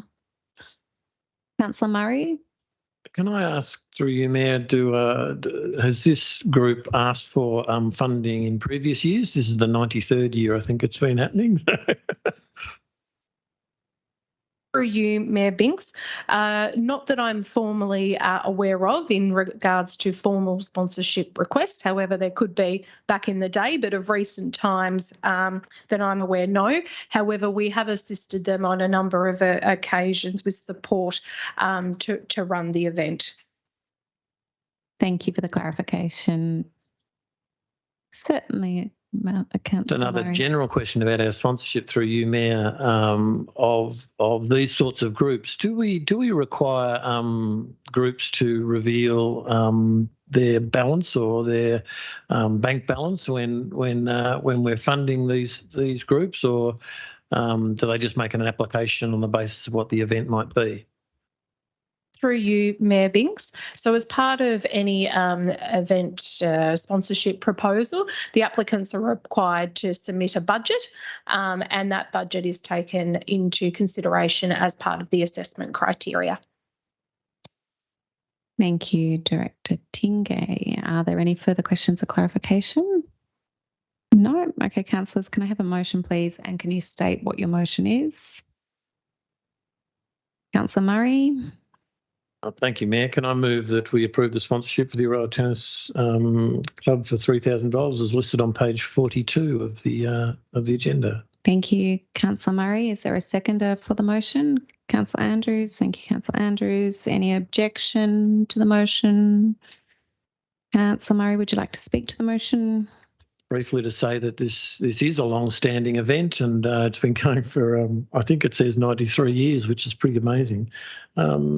There are hundreds of people who turn up to the Euroa community in this event, and it's very popular, and it brings a lot of sort of economic stimulus to the town and to the surrounding area. So I think it's a worthy thing for us to sponsor. Thank you. Thank you, Councillor Murray. Councillor Andrews, would you like to speak to the motion? No? Okay. Any other councillor like to speak to the motion? No. In that case, councillors, I'll put the motion to a vote. Can I see a show of hands? All those in favour, please. And against? And I declare that carried. Thank you, councillors. We'll now ask Councillor Hourigan to rejoin the meeting.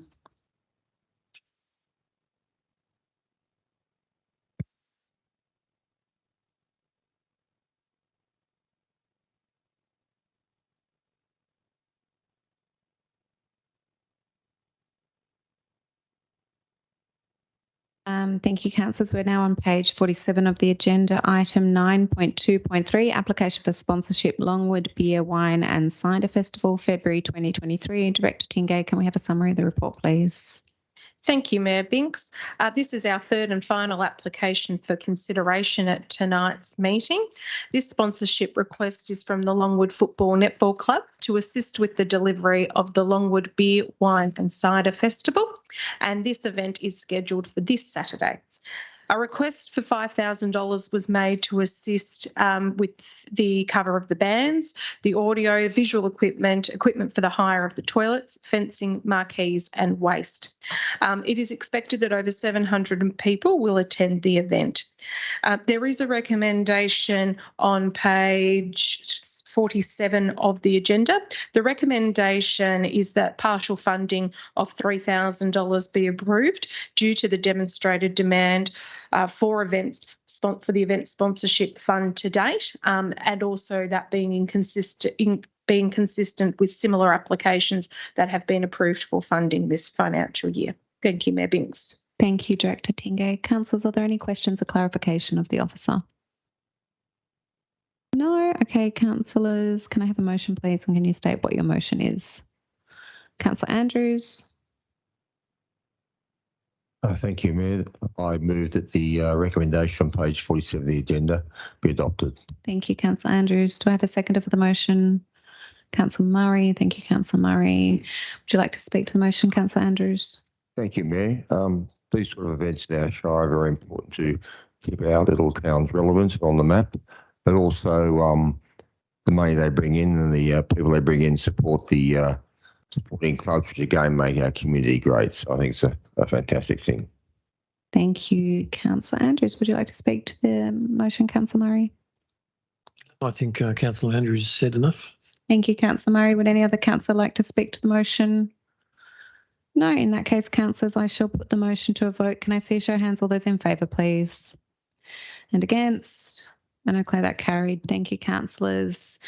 Councillors, we now move to page 52 of the agenda, item 9.2.4, Strathbogie Shire Draft Economic Development Strategy 2023 to 2027. Director Tingay, may we have a summary of the report, please? Thank you, Mayor Binks. Council officers have been working on developing a draft economic development strategy. The draft strategy has been developed following consultation with our local chambers of commerce through 2 business and industry events and also a recent survey. As part of the feedback for the draft strategy, there are 4 themes that it covers. That being 1, an activated and investment-ready Shire. Theme 2, an innovative and sustainable business base. Theme 3, a supported community and labour force. And theme 4, a thriving visitor economy. The strategy also has an accompanied action plan that provides a guide for the delivery of the projects identified within the strategy. This report seeks to request that Council undertake consultation on the formal draft economic development strategy, popping it out for broad community consultation and feedback from the 22nd of February to the 5th of April, then with a further report coming back to the May Council meeting for the consideration of the final economic development strategy. The recommendation, Mayor Binks, is on page 52. Thank you. Thank you, Director Tingay. Councillors, are there any questions or clarification for the officer? No? Okay, councillors, can I have a motion, please? And can you state what your motion is? Councillor Horrigan. Thank you, Mayor Binks. I would like to move a motion that we adopt the recommendation as written on page 52 of the agenda. Thank you, Councillor Horrigan. Is there a seconder for the motion? Councillor Murray. Thank you, Councillor Murray. Would you like to speak to the motion, Councillor Horrigan? Thank you, Mayor Binks. Just a very detailed document. Thank you to the officers and Director Tingay, and that I look forward to the feedback that we receive from consultation. Thank you. Thank you, Councillor Horrigan. Would you like to speak to the motion, Councillor Murray?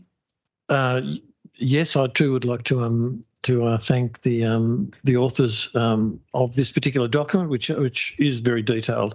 I would recommend that that members of the community have a good read. It gives us some guidance in terms of how we might develop our Shire in the next few years. It is on the back of some consultation that we've already done to develop the draft with community and businesses and so on, but that's not the end of it. I mean, we would like to see more of it, and I hope that people have a good look and make some recommendations. And I certainly will be encouraging that down in the Hughes Creek ward. Thank you. Thank you, Councillor Murray. Would any other councillor like to speak to the motion? No? Okay, councillors, I shall put the motion to a vote. Can I see a show of hands? All those in favour, please. And against, and declare that carried. Thank you, councillors. Councillors, we now move to item 9.3. Oh, sorry. Budget for, sorry. Sorry, I was confused. Yeah, ahead. We now move to page 57 of the agenda.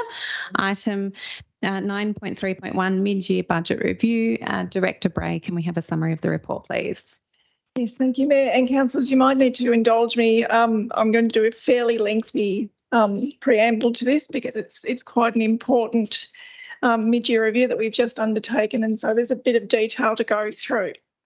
So in terms of the mid-year review, we do this in December and the end of the calendar year every year, and that's really to inform the preparation of the new budget, which will be the 2023-24 budget, and also to review the long-term financial plan for the next 10 years. As you're aware, there's a significant number of factors at play that have impacted on our budget and on the mid-year review in particular. Some have been positive influences and others have been negative. Overall, I have to say that it's an increasingly tight and difficult financial environment that we're operating in, and that's certainly no different to what all of the other households and other sectors of government are operating in too. So some of those challenges are around the cost of materials and services has increased significantly in our mid-year review, and that's at about $4.5 million. Around $1.5 million of that is relating to flood recovery and initial costs that we've had to cover. Materials are still in short supply, and that's impacting on our project delivery and overall project costs. And you'll recall that we have had to come back several times for variations to contracts due to materials going through the roof and additional budget allocations for that. So that's just really a reflection of where we're at. The labour market continues to be very tight, which obviously puts up prices, particularly for contractors. And we're also finding it really difficult to find staff to fill vacancies, particularly in specialist positions such as project managers, engineers, planners, all of those staff that we need to particularly focus on projects. And of course, the other issue is interest rates have been rising as well beyond our expectations and beyond what was forecast when the budget was adopted.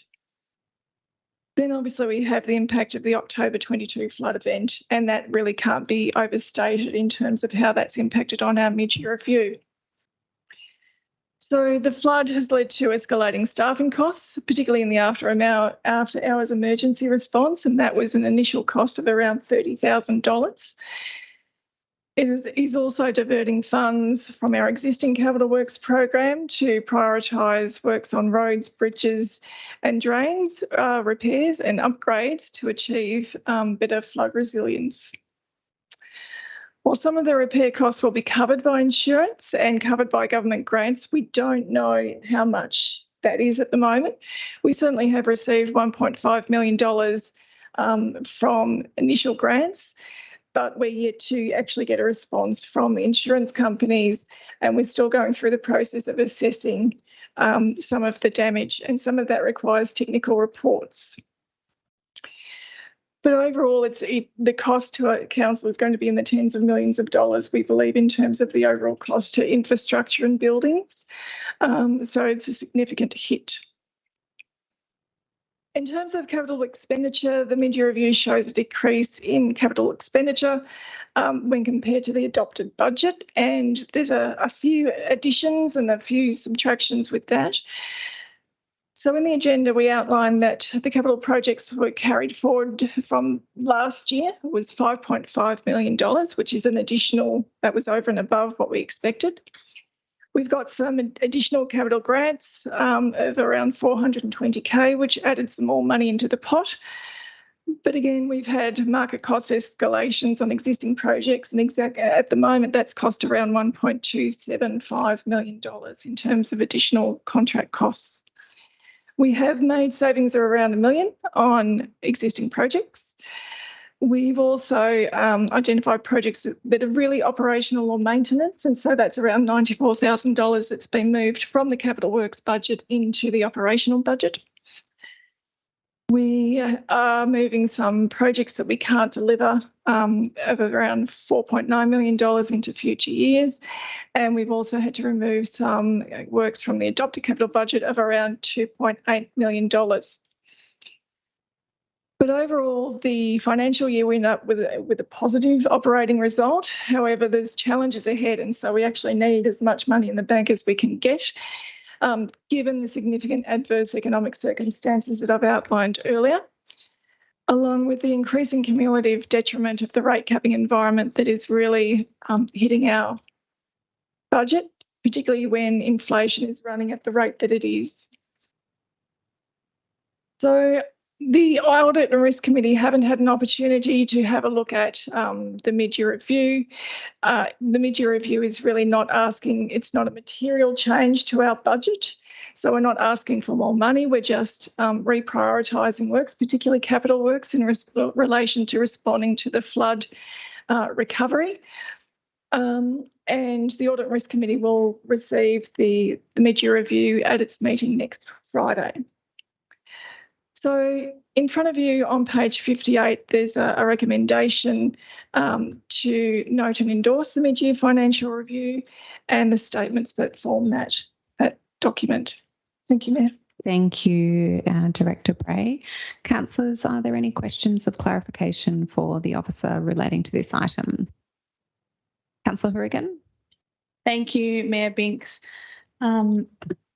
Director Bray, thank you so much for that report. You just touched on the Audit and Risk Committee. So what role does, or if any, does the Audit and Risk Committee play in mid-year reviews, generally speaking? Yeah. Thank you. Through you, the Mayor. For a mid-year review, they just generally have a look at the statements and where we're at. So it's a high-level discussion as to where we're at compared to where we thought we would be.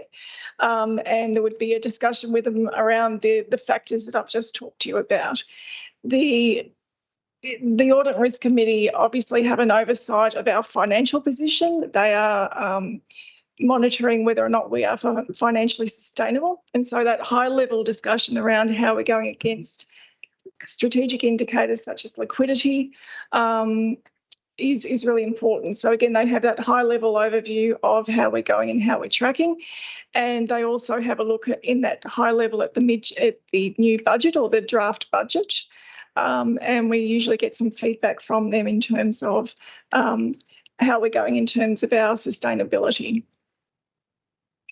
Yeah.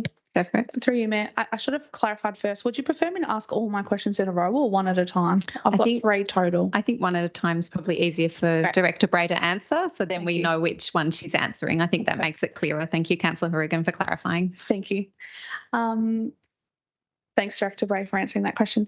The mid-year review includes the removal and deferrals of capital works items. I'm just wondering, were there any other cuts made? So through you, Mayor. So yes, there certainly were. So we had some unexpected costs. There were a number of them, including the electoral review, which you'll remember we tried to go to the Minister for Local Government to cover the cost, which is around $65,000 that we didn't expect. That request was refused. We have increased operational budgets around the splash park in terms of cleaning and maintenance. Sorry, can I interrupt? Sorry, the question was, were there any other cuts made? Yes, and I'm going through. Yes. I thought that was increases. No, so I'm just... Sorry, pardon. If you just let me answer the question. So we have increased costs, including the electoral review, the splash park, and increased waste collection and cleaning around Ngambia as well. So that has led to, so that's in the operational budget, not the capital budget. So we're talking about 2 parts of the budget. And so each directorate was asked to find at least, it was around $66,000, I think. And I'm just referring to our Chief Finance Officer, Suthra Singh. So each directorate had to find about $66,000 in operational costs and cuts, which was done by each director. Yep, thank you, Director Bray. This is more of a technicality question. So if I could please refer us to page 3 of the mid-year budget review financial statement of 2022-2023. Could I please just have clarification on the line item employee costs? If we scroll to the dark blue where it says the adopted budget is $11,782,000, the mid-year review is $12,000,000 43,570 with a variance of 261,570. I'm just trying to clarify the difference between that one and the top one, where there was obviously the 60,000 for the HR and the 30,000 for the emergency, but this employee cost here is 261,000. Can you just help me understand the difference? So I'll defer to the thing in terms of that one. Wait, who was that?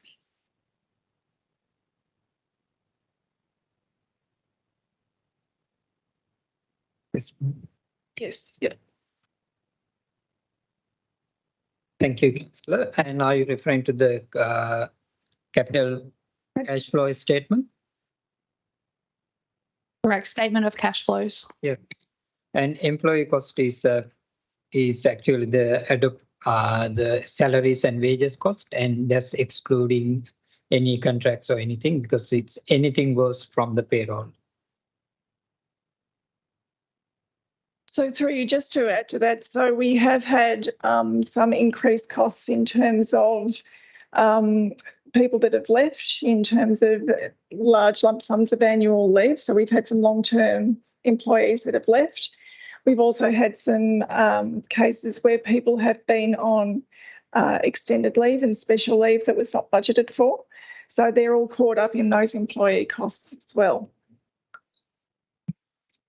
And addition to that is a work cover premium increases, because our work cover is part of the employee on cost, because it's not just only the salary plus any on cost associated with the employees. Thank you, that's all, Mayor. Thank you, Councillor Hourigan. Are there any further questions of clarification for this item from councillors? No? Okay, councillors, can I have a motion, please? And can you state what your motion is? Councillor Hourigan? Through you, Mayor, I would like to make an amendment to the current recommendation. Yes, can you state what that is? I can. Just finding my amendment. So I'd like to move an amendment to the recommendation so that it reads as follows: that the council only notes the mid-year review financial statements for the period ending 30 June 2023. And not endorse them? Correct. Okay, and I'm happy to give a reason if you like. Or I can do that during debate. Yes, but we would need a seconder for the motion to note and not endorse. So Councillor Dickinson, can I just get clarification from the officers as to what that may mean for council if we're just noting the financial statements and not endorsing them? So through you, Mayor, so not endorsing the mid-year review means that we are not, or council is not endorsing the proposed changes, particularly to the capital works budget and the change in the allocation of capital works from what was planned in the adopted budget to flood recovery works. What it also means is that staff that have been transferred into flood recovery would need to obviously go back to the capital works that are on the adopted budget list. And it also means that there's a couple of contracts that are on the agenda for flood related recovery that cannot be considered because we do not have the budget. And to not pass the mid-year review and add additional capital works would mean that we were going to be unsustainable. So officers certainly wouldn't provide that advice in terms of, from our perspective, we have to make sure that we're financially sustainable, and so that would jeopardise that. Can I ask a point of clarification? Sure. From the have we got a mover and a seconder? We've got a mover and a seconder. Oh, terrific. Okay. Can I ask? Is it possible to ask a question of the mover? As a clarification. No. Okay. Not really, no. Through you, maybe. I thought that was Dawn, what Dawn was doing. No, I was responding to. I asked a question of clarification to the officer. Oh, okay. No, to the officer, not to the mover. Right. Okay. Yes. So this is our officers who are advising us, and I wanted to understand what the impact of the amended motion would mean for us. Yeah. So through the Mayor, perhaps wait for Councillor Horrigan to talk to her motion and the seconder, and that might answer the question that you have. Yeah. Okay. So, Councillor Horrigan, would you like to speak to your motion? First, can I please ask a technical question? Am I allowed to add to my amendment and have the seconder, if the seconder agrees to that? Through the Mayor, you've actually moved and seconded this one motion, and in the governance rules, a mover and a seconder can't change the motion. So someone else can pass an amendment. But once you've moved and you've seconded, then other people can certainly amend that. So perhaps I can move an amendment to the amendment, and if that's acceptable to the mover of the amendment, it becomes the substantive amendment after that. Through yes, it is acceptable to the mover and the seconder, yes. Yeah, okay. So I would like to move an amendment that we note the mid-year financial statement for the period ending 30th of June, and that we refer the matter to the Audit and Risk Committee and review the mid-year financial statements at our next council meeting. Is that? So that's my amendment to yours. Is that? So, yep, that's your amendment. So we need to find out if the original mover accepts the amendment. Yes. Please, Mayor. And does the seconder accept the amendment? Okay. And I'm going to ask a following question of clarification to the officer to understand, does that change the position we'd be left in that you just described with the original motion that was put forward? So through you, Mayor, it means that the two items on the agenda in terms of awarding contracts to undertake flood recovery can't be considered. And can I just add to that we are in a highly competitive environment. We have worked really hard to get ahead of the curve in terms of other councils for contractors. I would strongly recommend that we consider that position, or councillors consider that position, because it would mean that we would then later on in the process for procurement, and we may not be successful in getting tenderers for those works, because officers have tried to work very hard to make sure we were very early on in terms of, and we are ahead of other councils at the moment in terms of trying to get contractors and issuing contracts. But I must, I'd be derelict in my duty if I did not point that out to you. Thank you, Director Bray. Okay, so we have a new motion on the table that I'm going to now ask the mover to speak to. Would you like to speak to the motion? Am I allowed to call an adjournment, please? Yes. Okay. With a motion on the table. Is the mover allowed to call an adjournment, or does it have to be? Councillors, we actually have we've got a motion on the table. Yeah. So we can't have two motions on the table, so we need to deal with one. Yeah.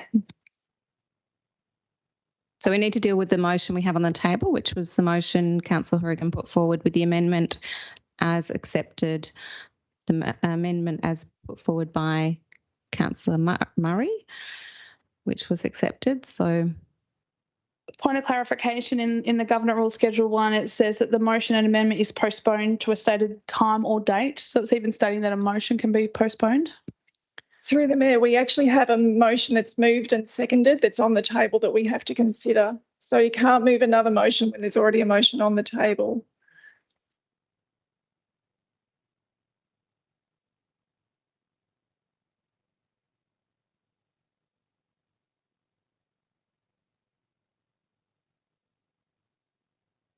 So we have a motion on the table. We need to deal with this motion on the table first. And okay. Yeah. So am I the mover, or is Paul now the mover because he made the amendment? Through the Mayor, Councillor Murray moved an amendment that the mover and the seconder accepted. Therefore, the mover and the seconder originally are still the mover and the seconder. So, Councillor Horrigan, you are the mover. Would you like to speak to your motion? Thank you, Mayor Binks. Yes, I would love to speak to the motion. I respect very much what Director Bray is saying in regards to this particular mid-year review and what the effects could possibly be should we all vote in favour of going ahead, which means that some flood recovery that's down below, I don't quite understand because we've still got to vote on that and how that can be changed. But I think it's very important that we have a risk and audit committee for a reason, and they are to check these financial statements and reviews on our behalf and to provide us with advice on how it's going. I think to leave it in the hands of councillors to review it without the audit risk committee, for me, it's not the way that I would like to see our council operate. I'd like to see it operate in a different manner. And if that meant that we had to return in January to do that, then that would have been fine with me. I very much want the Audit and Risk Committee to have a look at it. I don't feel comfortable endorsing a document in front of me without first having their eyes over it. That's what they're there for. They're there to review our financial position and our, as Dawn said, liquidity. I think it's really disappointing that we haven't had the chance for them to do that. So. Thank you, Councillor Regan. Councillor Dickinson, did you want to speak to the motion? Yes, thanks. Yeah, my point is also about audit and risk. I do believe they need to be given the opportunity to look at this document and give their thoughts, recommendations and feedback to council. If that committee can't be given this opportunity, then what is their purpose? Thank you, Councillor Dickinson. Would any other councillor like to speak to the motion? Well, speak against the motion, Councillor Rayburn. Thank you, Mayor. I appreciate this. I'm at a loss to understand, to be very frank here, a loss to why the audit and risk is being involved in this, because the audit and risk do not make recommendations to council. They advise, they may give guidance, but they do not make recommendations. It's not part of their charter to make recommendations. This came up 2.5 years ago where they made a recommendation to the budget from the audit and risk, and we got legal advice to state that the audit and risk committee cannot make a recommendation to council. Councillors are the only ones who can make a decision on a budget. No one else. And at this moment, if this motion goes through and any government department which monitors us will be ringing the CEO's phone tomorrow asking what is really going on at this council, because you are jeopardising the operation of this council. Its liquidity, its viability, its even staff morale is just going to be blown to pieces because this review is not being endorsed. You are destroying the absolute fabric of what local government is about. Please rethink what you're on about here. There is other ways and mechanisms you can use for the next 6 months to make this happen. But what you do at this moment is you're really jeopardising the viability of this Shire for the future. Thank you, Councillor Rayburn. Would any other councillor like to speak to the motion, for the motion? Thank you, Mayor. You know, I've been a member of the Audit and Risk Committee for a couple of years now, and I think as the purpose as listed in their charter, the purpose of the committee is to monitor council financial performance and reporting. It's one of the things that one of the jobs we give to the Audit and Risk Committee. The committee operates, it says, and I'll quote from it, operates to advise council on best to fulfil its responsibilities and facilitate decision making by providing a forum for improving communication between council members and senior management, finance, risk and compliance managers, internal auditors and external auditors. This is sort of the bread and butter of the Audit and Risk Committee, really, to look at these sort of things and to look at how we're tracking and to monitor that.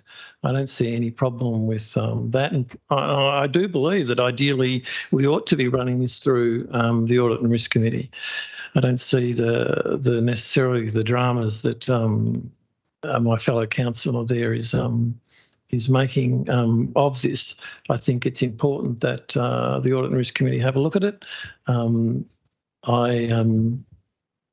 would like that to happen, and I'm fully supportive of this motion. Thank you, Councillor Murray. Would you like to speak to the motion, Councillor Andrews? No. Councillors, I am going to speak to the motion.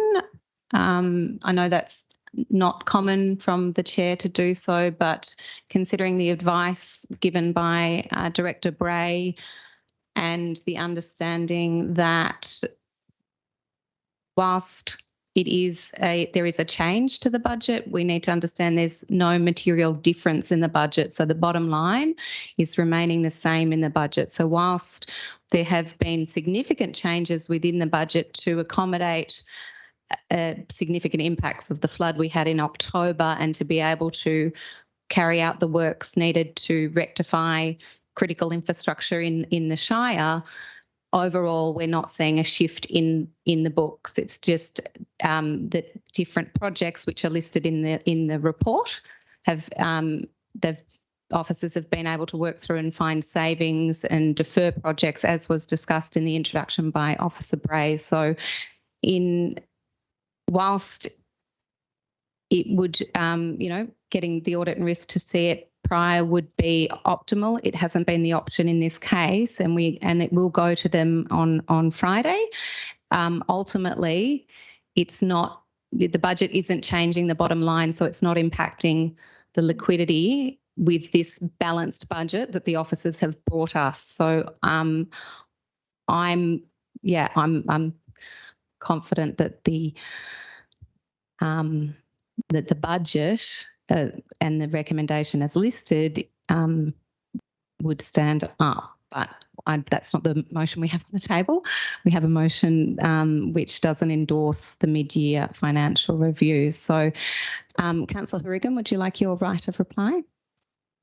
Thank you, Mayor Binks. Yes, please. And I don't know, so I'm looking for Director Bray for clarification.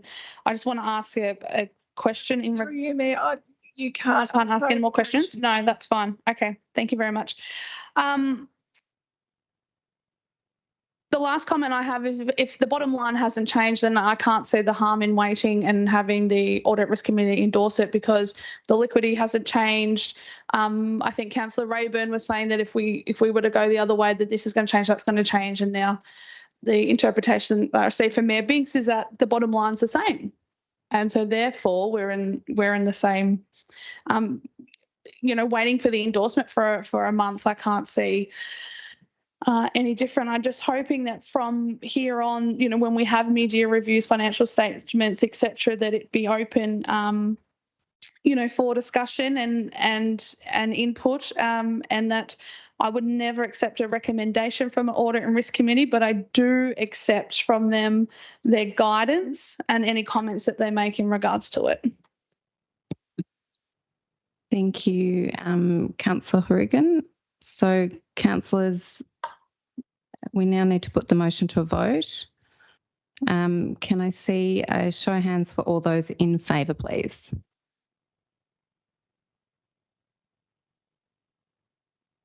Sorry, this is in favour of the defer it, not the motion that's in the papers, the motion that Councillor Hourigan put forward. Through Deputy Mayor. Yeah. So can I see a show of hands for all those in favour? Okay, that's 4. And against 2. So that motion is carried.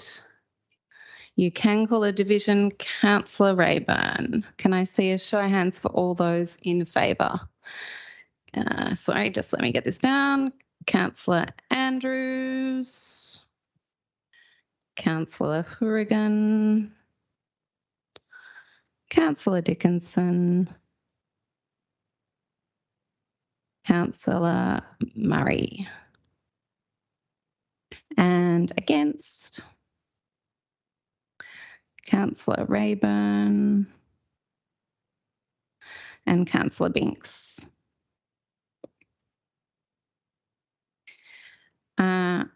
Okay. Can I, do we need to adjourn to understand? No? No? Okay. Okay, councillors, we now move to page 66 of the agenda. CEO Salomon has declared a material conflict of interest and Councillor Murray has declared a general conflict of interest. They're now leaving the room.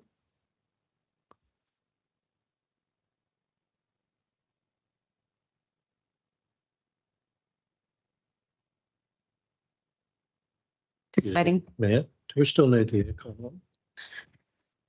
We can, I can ask, can we? Yeah. It's a bit chilly.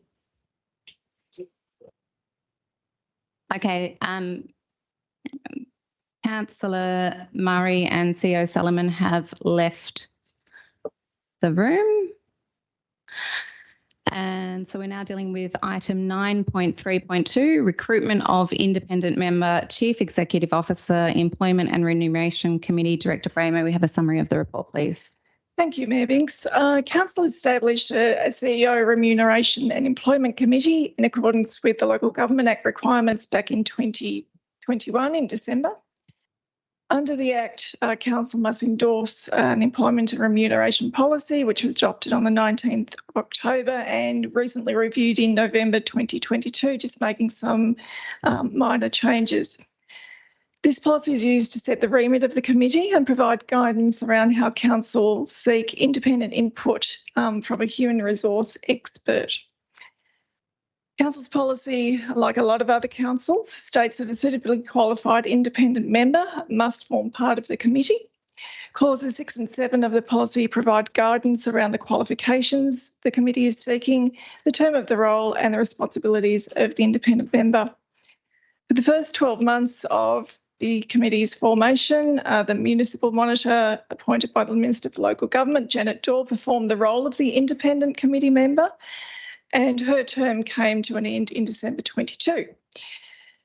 So we undertook a public advertising process, which was informed by an expression of interest document that outlined the roles and responsibilities, and that was undertaken between the 18th of November and the 12th of December, and then for a second round between the 3rd and 13th of January 2023. The CEO Employment and Remuneration Committee members that sit on that committee from a councillor perspective were appointed by the council at its 13th of December 2022 meeting, and they were Mayor Binks, Deputy Mayor Paul Murray and Councillor Christy Hourigan. In response to the expression of interest process, we received 3 applications. After a comprehensive interview process and the committee recommended that Wendy Jones be appointed as the independent committee member from a period commencing 22nd of February to the 21st of February. And I also need to point out that when the councillors got the copies of the applications, councillors were asked to review any conflicts of interest, and that is when Councillor Murray identified that he had a conflict, and so he was excused from any participation in the interview process. So in terms of Wendy Jones, she lives in the Shire and has an extensive human resource executive management, recruitment and performance appraisal background. She's got a BA in the Master of Business and Human Resource Management, and she's completed an Australian Institute of Company Directors course. She served on several CEO executive positions, review positions and has served on a wide variety of boards, including being the chair of the Employment and Remuneration Committee for the Goulburn Valley Waste and Resource Recovery Group from 2018 to 2022. So the CEO Employment and Remuneration Policy also sets out that a stipend is paid to the independent member in accordance with the Victorian Government guidelines for such committees. The Victorian Government guidelines classify entities in this sort of group depending on its function. So the remuneration depends on the function of any sort of committee. In light of that advice or guidance from the state government, the proposed hourly rate for the stipend that needs to also be set tonight is $169 per hour. And that reflects that meetings of the committee are unlikely to last a full day, and there'll also be requirements changing depending on whether or not we have to recruit a new CEO. So from year to year, there'll be changes in how much the committee meets and what their responsibilities are. So, councillors, there's a recommendation on page 67 around that after seeking expressions of interest that the committee has recommended to council that Wendy Jones be appointed as the independent member. As set the term from the 22nd of February 2023 to the 21st of February 2027 in accordance with the policy, and to set the stipend until the 1st of January at a rate of $169 per hour based on the hourly rate for an advisory board under Victorian Government guidance. Thank you, Mayor. Thank you, Director Bray. Councillors, are there any questions or clarification of the Director? No? Okay, in that case, can I have a motion, please, councillors, and can you state what your motion is? Councillor Andrews. Thank you, Mayor. I move that the recommendation on page 67 of the agenda be adopted. Thank you, Councillor Andrews. Do I have a seconder for the motion? Councillor Hourigan. Thank you, Councillor Hourigan. Would you like to speak to the motion, Councillor Andrews? Thank you, Mayor. I'm confident that the CEO Employment and Remuneration Committee have done their job properly, and first applicant was selected. Thank you, Councillor Andrews. Councillor Hourigan, would you like to speak to the motion? Thank you, Mayor Binks. I'd like to, should the motion go forward tonight, I'd like to welcome Wendy, and I look forward to working with her in the committee with yourself and Deputy Mayor. Thank you, Councillor Hourigan. Would any other councillor like to speak to the motion? Councillor Dickinson. I just want to acknowledge all the applicants who applied for the position and thank them. Thank you, Councillor Dickinson. Councillors, I'll now put the motion to a vote. Can I see a show of hands for all those in favour, please? And against? And declare that carried. Thank you, councillors. We'll now ask Councillor Murray and CEO Solomon to rejoin the meeting. Please have patience whilst this occurs.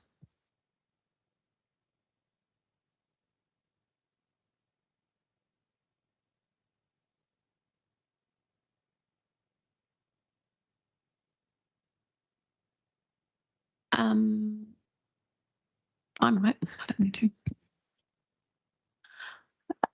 Okay, councillors, we now move to page 73 of the agenda, item 9.4.1, contract variation, contract number 20-21-65, Harris Creek and Bonnie Doon Roads intersection realignment. Director Adamak, can we have a summary, please? Sorry. Councillor, sorry, CEO Solomon. Through you, Mayor, we, in light of what has transpired with the budget decision, mid-year review, we now do not have capacity to award these contracts. Okay, so in the way that they're formed. Okay. So councillors will need a motion to defer the motion. Councillor Rayburn. I move that item 9.4.1 contract be deferred until the officers come back with a new motion. Thanks. Thank you, Councillor Rayburn.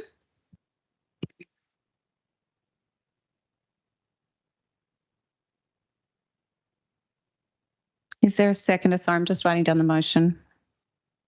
So Councillor Rayburn moved the motion. Councillor Murray, you're seconding the motion. Okay. Is there any opposition to the motion? Councillor Murray, do we speak to deferrals? No. Okay. Can I get a show of hands for all those in favour, please? And 2, 3, 4, 5. And against? 1. I declare that carried. Just point of clarification, Mayor, that we were not allowed to speak on the deferral. Is that correct?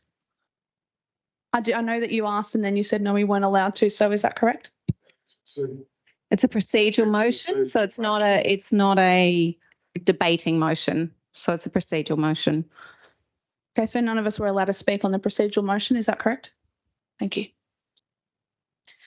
Okay, now we move to page 78 of the agenda, which is item 9.4.2.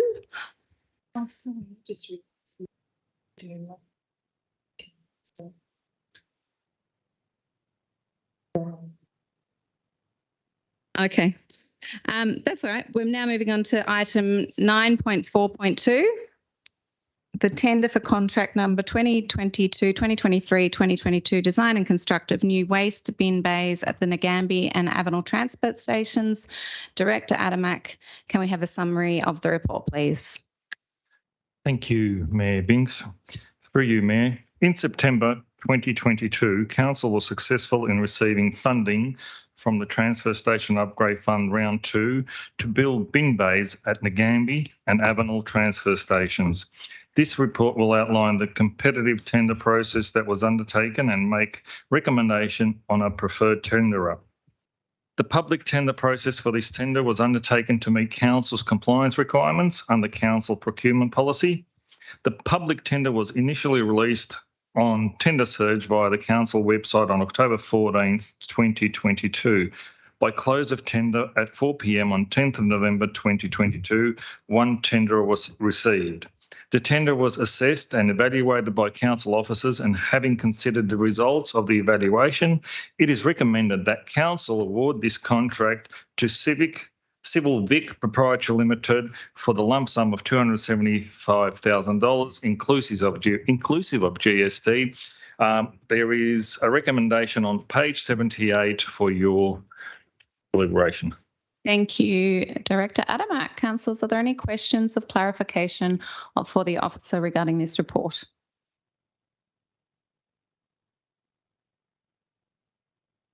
No. Okay. Councillors, can I have a motion, please? And can you state what your motion is? Councillor Murray. Move the recommendation. Yes. Can I move the recommendation for item 9.4.2 that's listed on page 78, please, Mayor? Yes, Councillor Murray, thank you. Is there a seconder for the motion? Councillor Andrews, thank you, Councillor Andrews. Is Councillor Murray, would you like to speak to the motion? No, I don't think so. Thank you. Councillor Andrews, would you like to speak to the motion? No. Would any other councillor like to speak for or against the motion? No. Okay, councillors, I will put the motion to a vote. Can I see a show of hands? All those in favour, please. Against, and I declare that carried. Thank you, councillors. Now moving on to item 9.4.3, which is another one that needs to be deferred because it relates to provision of flood damage. So it's page 84 of the agenda, 9.4.3, tender for contract number 22 to 23-33, provision of flood damage rectification sealed roadworks patching with optional panel of supply provisions. Do we need to have a summary or do we just go for a deferral? Through you, Mayor, I would go for a deferral because, as previously advised, we don't have the budget to pay for this contract. And so I think we would just need to defer, but perhaps Officer Adamek, Director Adamek, go through the the introduction, but we really do need to defer. Might let us speak? Yep, go for it. Thank you. Give your introduction to the thing. Thank you, Director Adamak. My staff work really hard getting this contract up and running, and to be the leaders in what we do.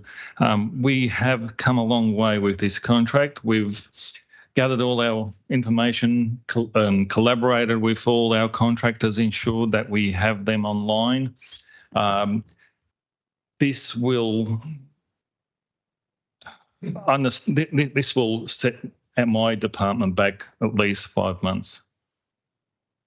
So I'm not sure if I'll have the contractors hanging around for the next meeting. So it is what it is, but it's going to be really hard, really hard.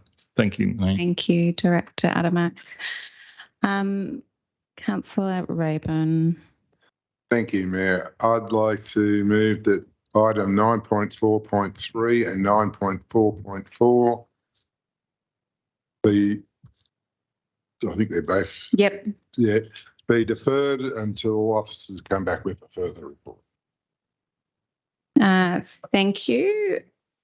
Councillor Rayburn, is there a seconder to the motion? Councillor Murray.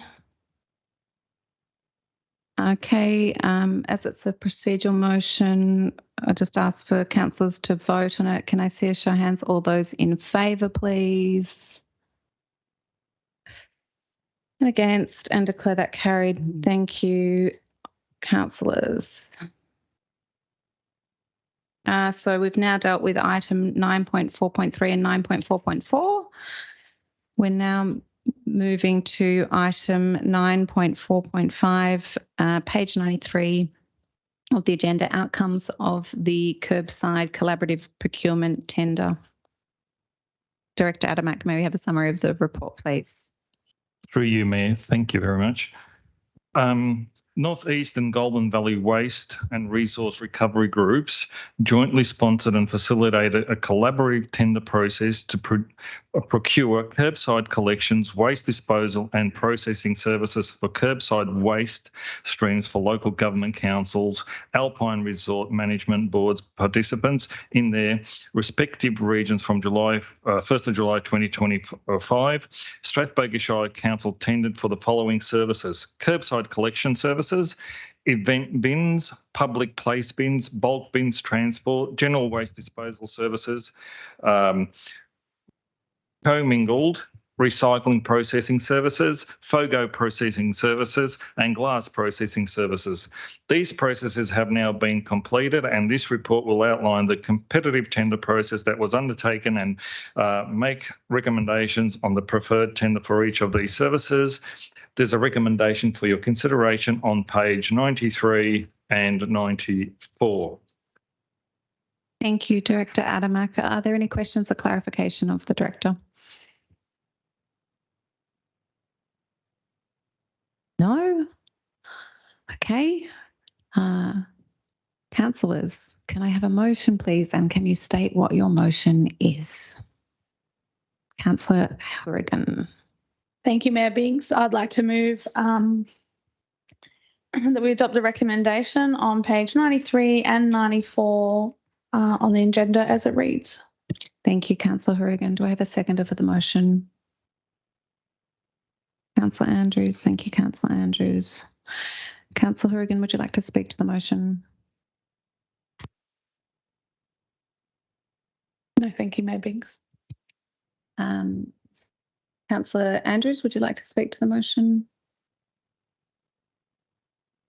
Just to thank Director Adamak and his people for developing this. It's a very important waste throughout the community, so it's important we get it done right. So it sounds like it's going to be good. Thank you, Councillor Andrews. Would any other councillor like to speak for or against the motion? Councillor Rayburn. Thank you, Mayor. I appreciate the opportunity. This is one of the biggest contracts this council ever get involved in. This has been worked with, I think, 16 other councils and instrumentalities to work this through. It doesn't start till 2025, but once again, through very diligent staff members of our council, we are on the front foot at doing this. And by not signing with one contractor, but by signing with different contractors, we are going to get a better service across the board for our whole community. And we will undoubtedly save money for our whole community. And I really congratulate the directors, staff for this hard, diligent work they've put into this. And I look forward to the contract being signed. Thank you, Councillor Rayburn. Would any other councillor like to speak to the motion? No. Okay, councillors, I'll put the motion to vote. Can I see a show of hands? All those in favour, please. And against? I declare that carried. Thank you, councillors. Now moving on to page 103 of the agenda. Item 9.4.6. Contracts and works awarded under delegation. Director Bray, can we have a summary of this report, please? Thank you, Mayor Binks. Councillors, this is the monthly report that we put up to explain what contracts have been awarded under delegation by the Chief Executive Officer, directors and also managers. You'll note that there are actually quite a few and several of them focus on flood damage rectification that were approved under the emergency provisions of our procurement policy. And so there are actually quite a few in relation to doing that work. As we've emphasised, we've been trying to get ahead of the curve in terms of getting contractors on site and getting things fixed for our community. So, councillors, there is a recommendation on page 103 in terms of noting this report. Thank you. Thank you, Director Bray. Councillors, are there any questions of the officer regarding this? Councillor Rayburn. Through you, Mayor. Director, clarification on May. This is all flood recovery, and under the we only noted the review. Can this not be no longer be part of the payments be paid out by this council because we did not endorse the review? Through you, because we've entered into contracts, we have a legal obligation to pay those contracts and to meet those costs. And so we will have to review how we actually pay for those. Thank you. Thank you, Director Bray. Are there any further questions or clarification? Okay, councillors, can I have a motion, please? And can you state what your motion is? Councillor Murray. Thank you, Mayor. Can I move the recommendation as listed on page 103? Please. You can. Do I have a seconder for the motion? Councillor Hourigan. Thank you, Councillor Hourigan. Do you wish to speak to the motion, Councillor Murray? Only to say that these contracts are already awarded. So, and there's some important ones there, particularly in my mind, the investigation assessment detailed design of Kerwins Bridge, which people will be good to see going ahead there. Thank you, Councillor Murray. Councillor Hourigan, would you like to speak to the motion? No, thank you, Mayor Binks. Okay. Any other councillor like to speak to the motion? No? Okay, councillors, can I see a show of hands? All those in favour, please. And against? Thank you, councillors. I declare that carried. Councillors, we now move to page 108 of the agenda, 9.5.1, process for tender, internal audit services. Director Bray, can we have a summary of the report, please? Thank you, Mayor Binks. Councillors, this is just really for information in terms of noting that our current contracts for our internal auditors who support the work of the Audit and Risk Committee under their work program and under their charter AFS and Associates is coming to a conclusion on the 1st of July. So this report is just outlining how we will procure and go to tender for internal audit services to support that audit and risk committee function.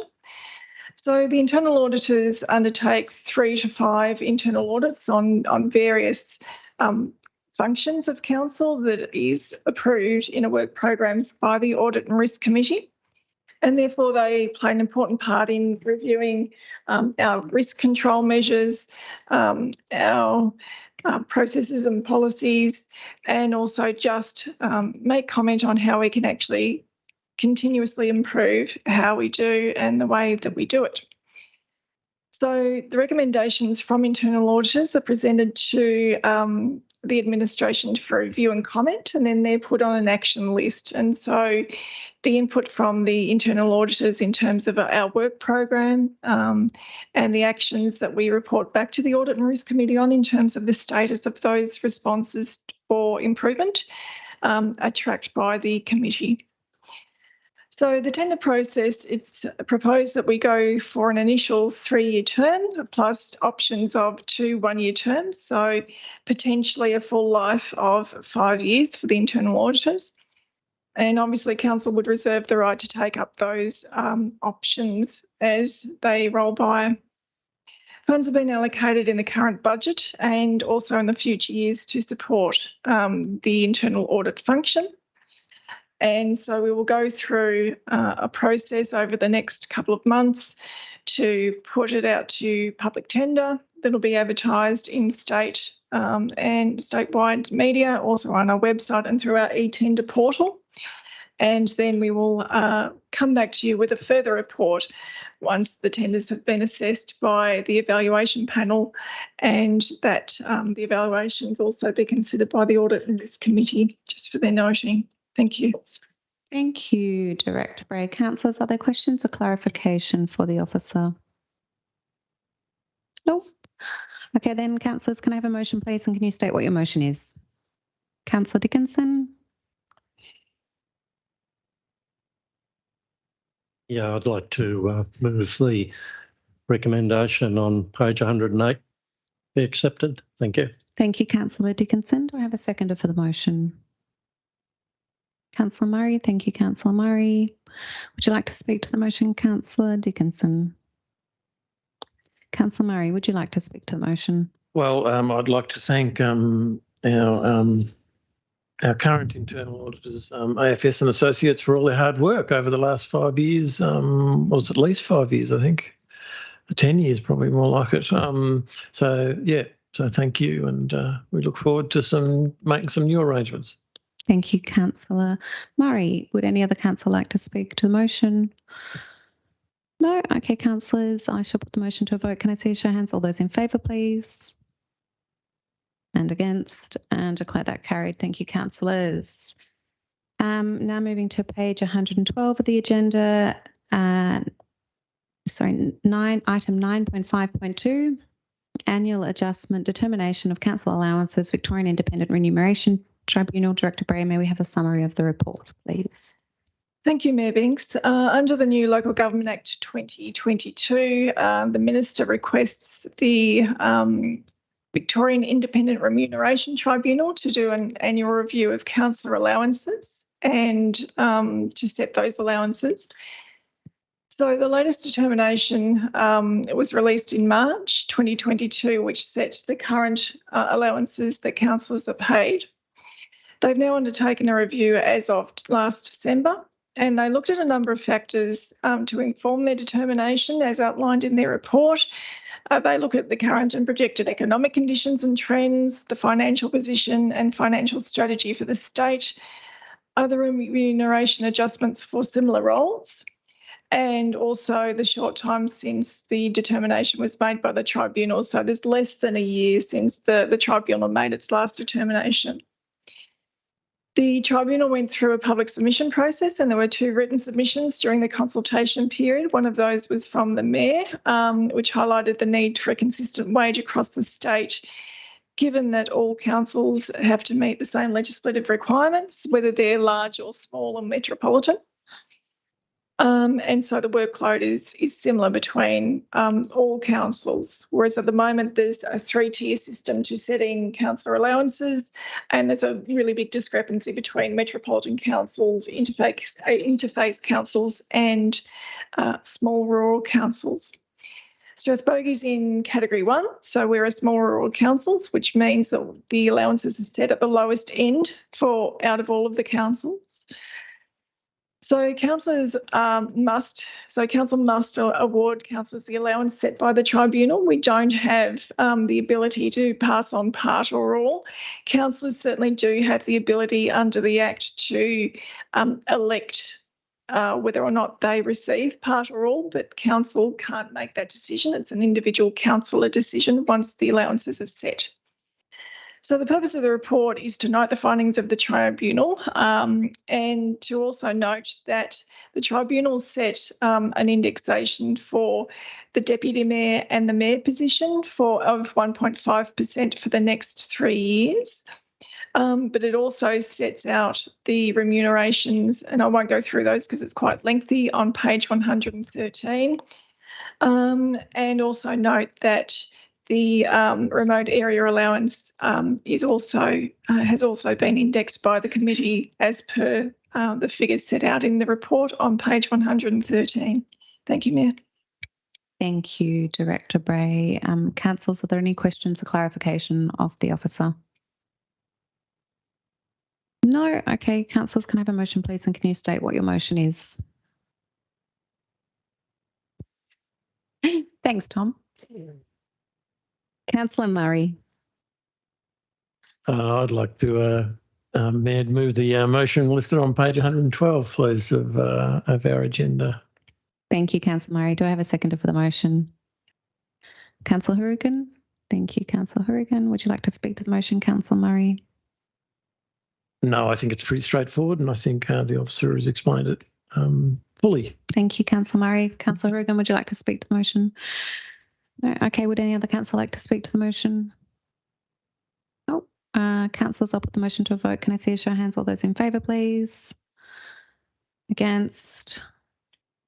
And I declare that carried. Thank you, councillors. Now moving on to page 117 of the agenda, item 9.5.3, Councillor Audit and Risk Committee Representation 2022-2023. CEO Solomon, may we have a summary of the report, please?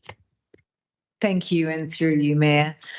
In accordance with the Audit and Risk Committee Charter adopted by Council in December 2021, council members are appointed to represent Council on the Audit and Risk Committee for a 1-year term of office, with their term expiring at the statutory council of meeting. To ensure that there is appointed councillor representation at the next Audit and Risk Committee, scheduled for the 3rd of March 2022, this report recommends that Council nominate 2 councillor representatives to attend the March Audit and Risk Committee meeting to ensure that we have quorum. Unfortunately, Council didn't make nominations at the December 13, 2022 meeting. Once the committee has finalised its review of the Audit and Risk Charter, which is currently underway and on their agenda, the councillor representation may be modified in accordance with any amendments to memberships that they recommend. You have a recommendation, councillors, on page 117 of your agenda. Thank you. Thank you, CEO Solomon. Councillors, are there any questions or clarification? Councillor Murray. Can I ask a question of clarification from the Mayor about this particular recommendation, how you intend to handle this one in terms of substituting names there? Sorry? There's some blanks there on this recommendation. I just wanted some clarity about how you're going to do that. I was going to call for a motion which came with a recommendation of the councillors to represent the committee. So I'd move a motion which inserts the names of Councillor Rayburn and Councillor Murray to You could do that. You So, could. I do that. You can. Yes. As listed on page, and the rest of it is listed on page 117 of our agenda. Yes. Thank you. You can do that. Thank you, Councillor Murray. Is there a seconder to the motion? Councillor Andrews. Sorry, let me just catch up here. Wrong page.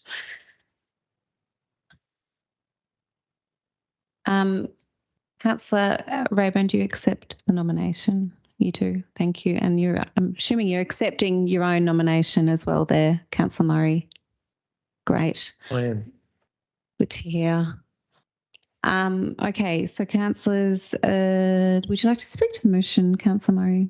Yes, please. I think this just tidies up a bit of a sort of a, I don't know what you'd call it, really, a hiatus or something that's interrupted the normal flow of membership of this committee just for the next meeting, and until we get it back on track with the new updated charter. Thank you. Thank you, Councillor Murray. Councillor Rayburn, would you like to speak to the motion? Oh, no, sorry, you didn't. Sorry, I'm writing down names here because I had to put your names into my notes. Councillor Andrews, would you like to speak to the motion? My apologies. Thank you, Mayor. We not only need people who are enthusiastic about the role, but who are up to the task. So I think we've selected well here. Thank you. Thank you, Councillor Andrews, and my apologies. Would any other councillor like to speak to the motion? No. Okay, councillors, if there's no further speaking to for or against the motion, I shall put the motion to a vote. Can I see a show of hands? All those in favour, please. And against, and declare that carried. Thank you, councillors. Now moving to page 121, 9.5.4 monthly performance report. Director Bray, can we have a summary of this report, please? Thank you, Mayor Binks. It's kind of a rinse and repeat since October, really, in terms of our monthly reporting. So we've had around $5.5 million in planning and building permits that have been issued, which remains incredibly high. But it is noted that the customer requests around planning and inquiries has actually reduced this month compared to other months, but that might just be the Christmas break that's interfered with that. In terms of customer requests also, we're still getting a high number of road defect problems certainly because we're having really dry weather now and hot weather. The roads and any faults in the roads caused by the flood is really starting to show up now because everything's drying out. And also we're having an increased number of waste inquiries in terms of missed bins. And I know certainly the contractors still having issues in terms of challenges, as we've spoken before, in terms of getting staff to fill positions, and that probably is exacerbated by the Christmas break. Emergency call-outs and trees that have fallen, thankfully, are down compared to the last few months, so that's a positive. In terms of waste, the good news is that our curbside diversion from landfill is up on previous months, and our contamination rates are down. That's all. Thank you, Mayor. Thank you, Director Bray. Councillors, are there any questions or clarification from the officer? No. Okay, councillors, can I have a motion, please, and can you state what your motion is?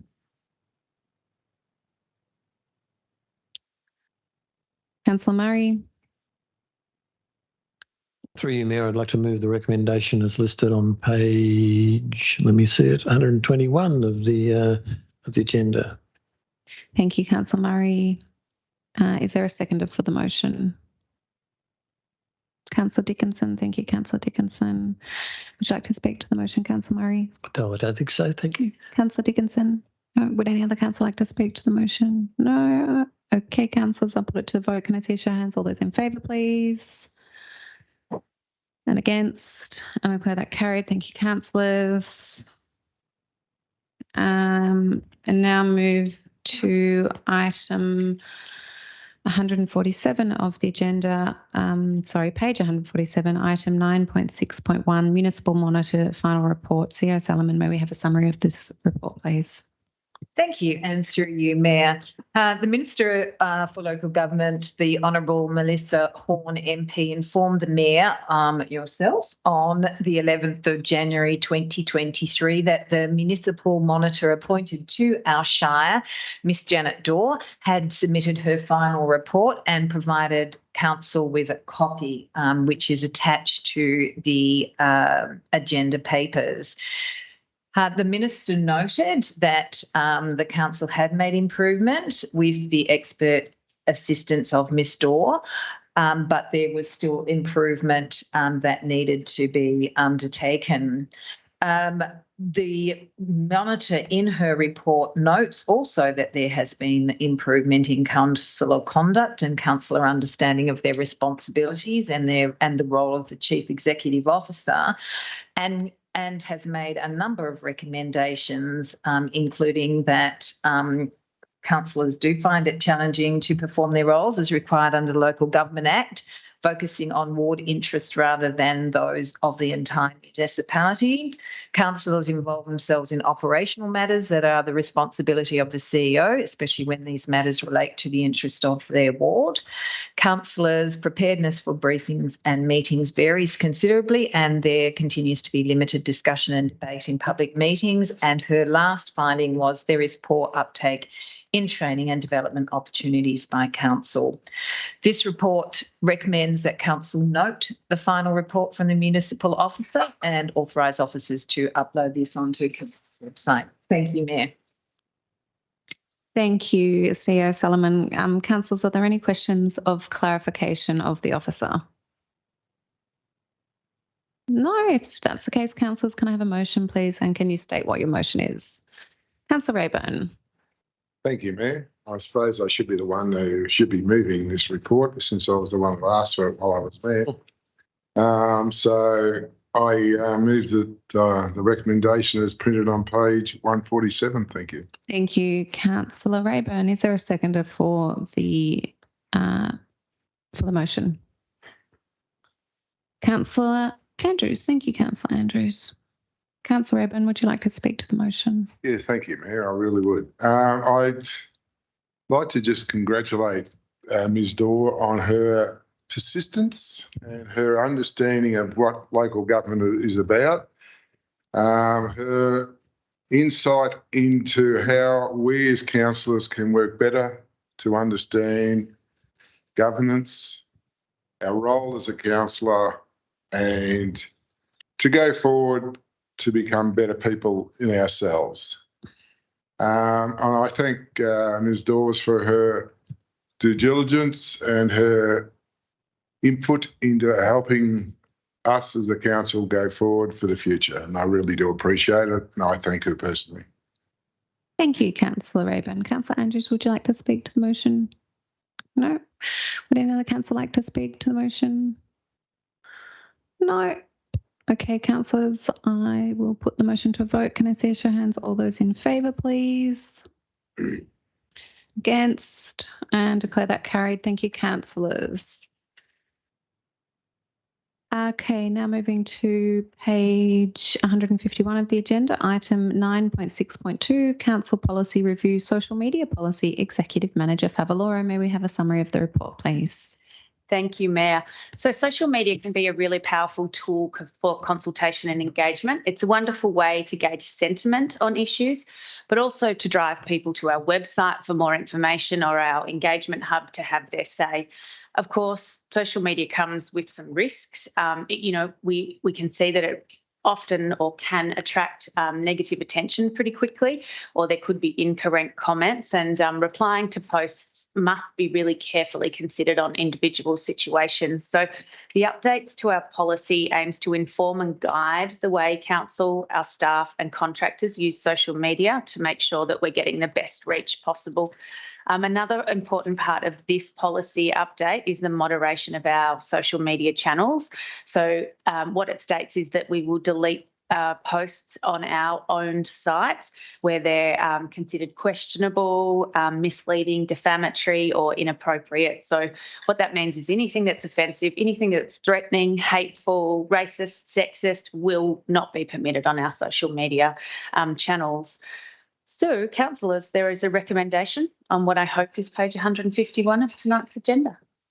Thank you, Executive Manager for Flora. It is page 151 of the agenda.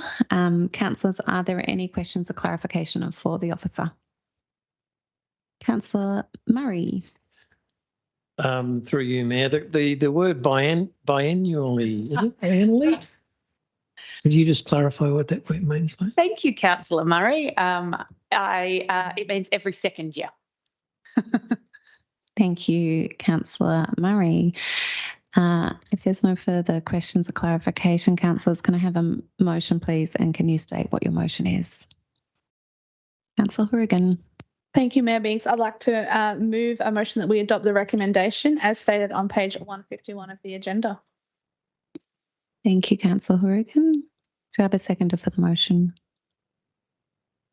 Councillor Murray. Thank you, Councillor Murray. Councillor Horrigan, would you like to speak to the motion? Thank you. At our recent conference that I attended, the MAV conference, there was a lot of questions from a lot of other councillors regarding social media and their social media policy. Social media is obviously quite a large thing of what we do in council now, as opposed to what it used to be. And I think that this is a really great policy that's been put in place, and I think it protects a lot of people. And I know that it's also becoming an OH&S or is an OH&S hazard in some cases. But I think you've covered this policy really well, and it still allows us to have a voice, which is great, but also in a respectful manner. Thank you. Thank you, Councillor Horrigan. Councillor Murray, would you like to speak to the motion? Only to congratulate the staff on producing a well thought through social media policy, I think, which also includes some help for those who aren't that good at social media like myself. Thank you, Councillor Murray. Would any other councillor like to speak to the motion? No? Okay, councillors.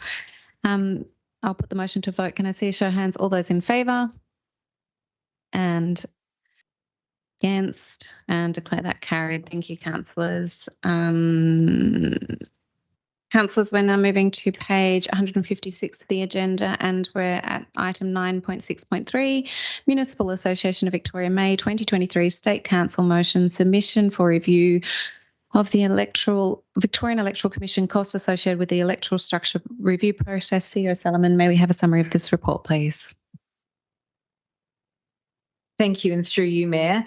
This proposed MAV state council motion is really a follow-on from the work that advocacy work that council undertook at the December council meeting in relation to the electoral structure review, the timing, and also the cost implications on a council that is in the timing of recovering after a flood.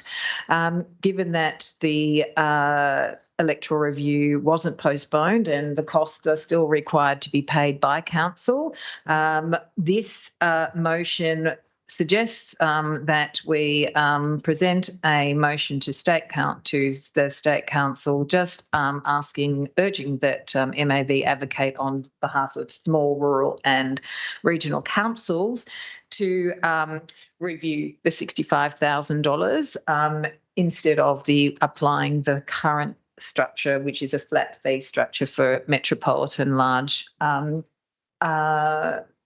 regional city shires, and small regional shires all pay $65,000, and our capacity to pay based on our population is significantly reduced in comparison. So this one is before you on page 157, a recommendation that endorses the notice of motion, calling for the local government, municipal local government, to reconsider the costs for the Victorian Electoral Commission structure review for small, rural and regional councils, and to authorise officers to submit this attached motion to the MAV for consideration at the MAV State Council meeting on the 19th of May this year. Thank you, councillors. Thank you, CEO Solomon. Councillors, are there any questions or clarification? No. Okay, councillors, can I have a motion, please? And can you state what your motion is? Councillor Murray. Can I move the motion listed on page 157 of the council agenda, please? Certainly. Do I have a seconder for the motion? Councillor Horrigan. Thank you, Councillor Horrigan. Would you like to speak to the motion, Councillor Murray?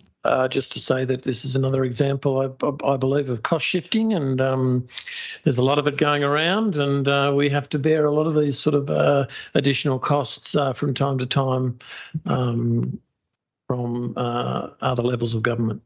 Thank you. Thank you, Councillor Murray. Councillor Horrigan, would you like to speak to the motion? No. Would any other councillor like to speak to the motion? No. Okay, councillors, I should put the motion to a vote. Can I get a show of hands? All those in favour, please. And against, and declare that carried. Thank you, councillors. Now moving on to page 161 of the agenda, item 9.6.4, inquiry into the implications of severe weather events on the national, regional, rural and remote road network. Executive Manager Favaloro, may we have a summary of this report, please? Thank you, Mayor. So in December 2022, an inquiry into the effects of severe weather events on regional, rural and remote roads was launched by a federal government standing committee. The committee is seeking written submissions by the 28th of January this year. And this presents another opportunity for council to continue our advocacy work and efforts for funding to repair our extensive road network. So flooding and ongoing wet weather had a significant impact on our network to the point where some sections are difficult to navigate without reductions in speed limits. Across our Shire, we have just over 2,200 kilometres of road. That's almost 1,500 kilometres of unsealed and almost 750 kilometres of sealed. And on top of this, we have 521 bridges and culverts to maintain. So maintenance of this extensive road network is obviously a significant ask, even when conditions are good. So far, council has advocated really strongly for this more road funding. We've hosted a federal minister, we've hosted federal and state politicians. Our mayor moved a motion at the MAV State Council meeting to lead a statewide advocacy campaign calling on government to increase funding for road maintenance. And as I said, this is another opportunity to continue our advocacy efforts, and we will outline some of these issues in our submission. So, councillors, there is a recommendation on page 161 of tonight's agenda for you. Thank you, Executive Manager Favaloro. Councillors, are there any questions or clarification? No? Okay, councillors, can I have a motion, please, and can you state what your motion is? Councillor Rayburn. Thank you, Mayor. I move that the recommendation printed on page 161 be moved. Thank you, Councillor Rayburn. Do I have a seconder for the motion? Councillor Murray. Thank you, Councillor Murray. Would you like to speak to the motion, Councillor Rayburn? No, I'd just like to say congratulations to the staff for getting it in before we come back to have any discussion on this. It's good to see our staff are doing a good job.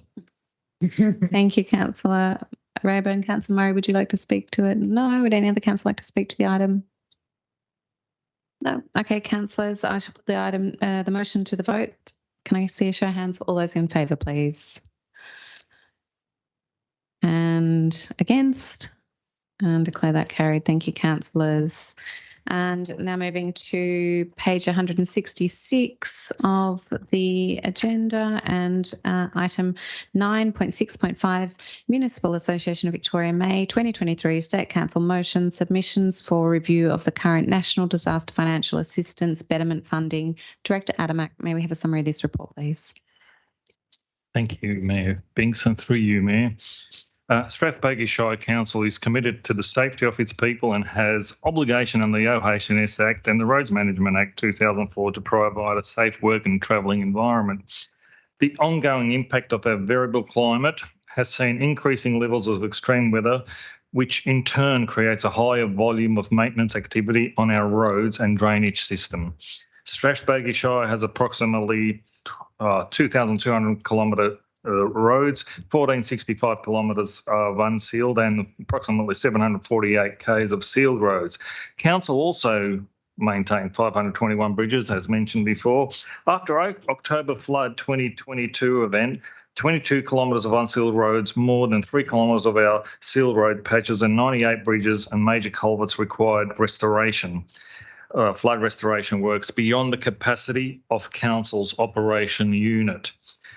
To stem the rapid deterioration of our Shire's rural road network and to reduce the cost of the budget for future climate events, the current state government betterment funding arrangements fall short of Council's requirements. As a small rural shire, ability to generate enough revenue to cover the actual costs of emergency events to repair damage and recover our essential assets is impossible without assistance from state and federal government, which in times of disaster include natural disaster recovery funding. The 2022 October event has highlighted the need for a betterment program that will enable the Strathbogie Shire to build on our existing infrastructure to a resilient level. The increased rain and flood events we've seen over the past 3 years are unprecedented.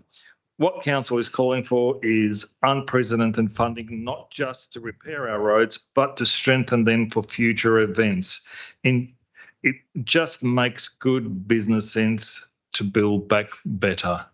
Thank you. There's a recommendation on page 167 and 166 and 167 for your consideration to endorse this notice to go to MAB.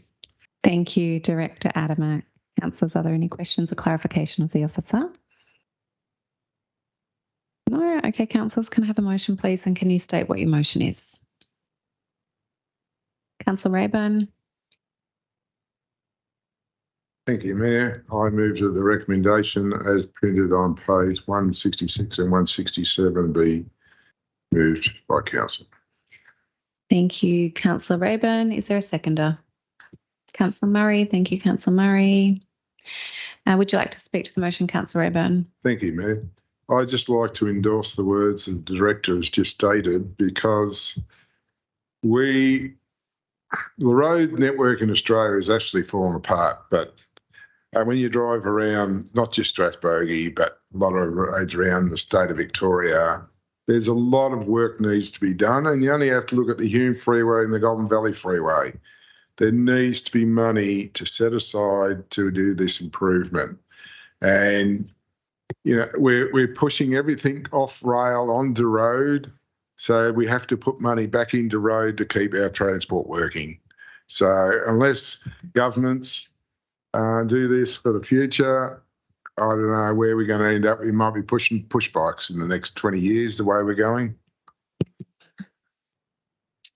Thank you, Councillor Rayburn. Councillor Murray, would you like to speak to the motion? Well, what a great 3 words. Build back better, I think, is a good summary of what we want here. And if we're going to fix things up, they've got to be actually better than they were before, so they actually can cope with some of these disasters that are going to be more and more frequent in the years ahead. So, I fully endorse this particular motion recommendation.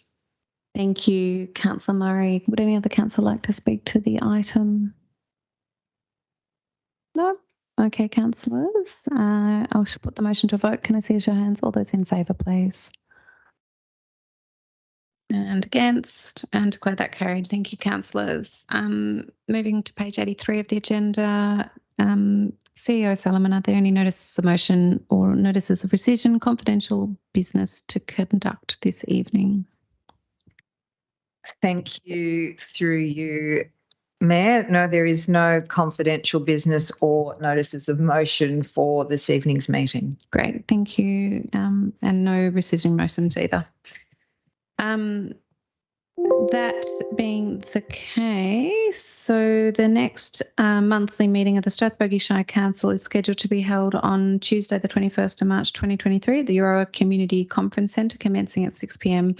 There being no further business, I declare that the meeting closed at 9:18 p.m. Thank you to Tom, and a late arrival, Mari. Thank you, Tom, and to our other members of the gallery for having joined us this evening, and to everyone online, thank you and good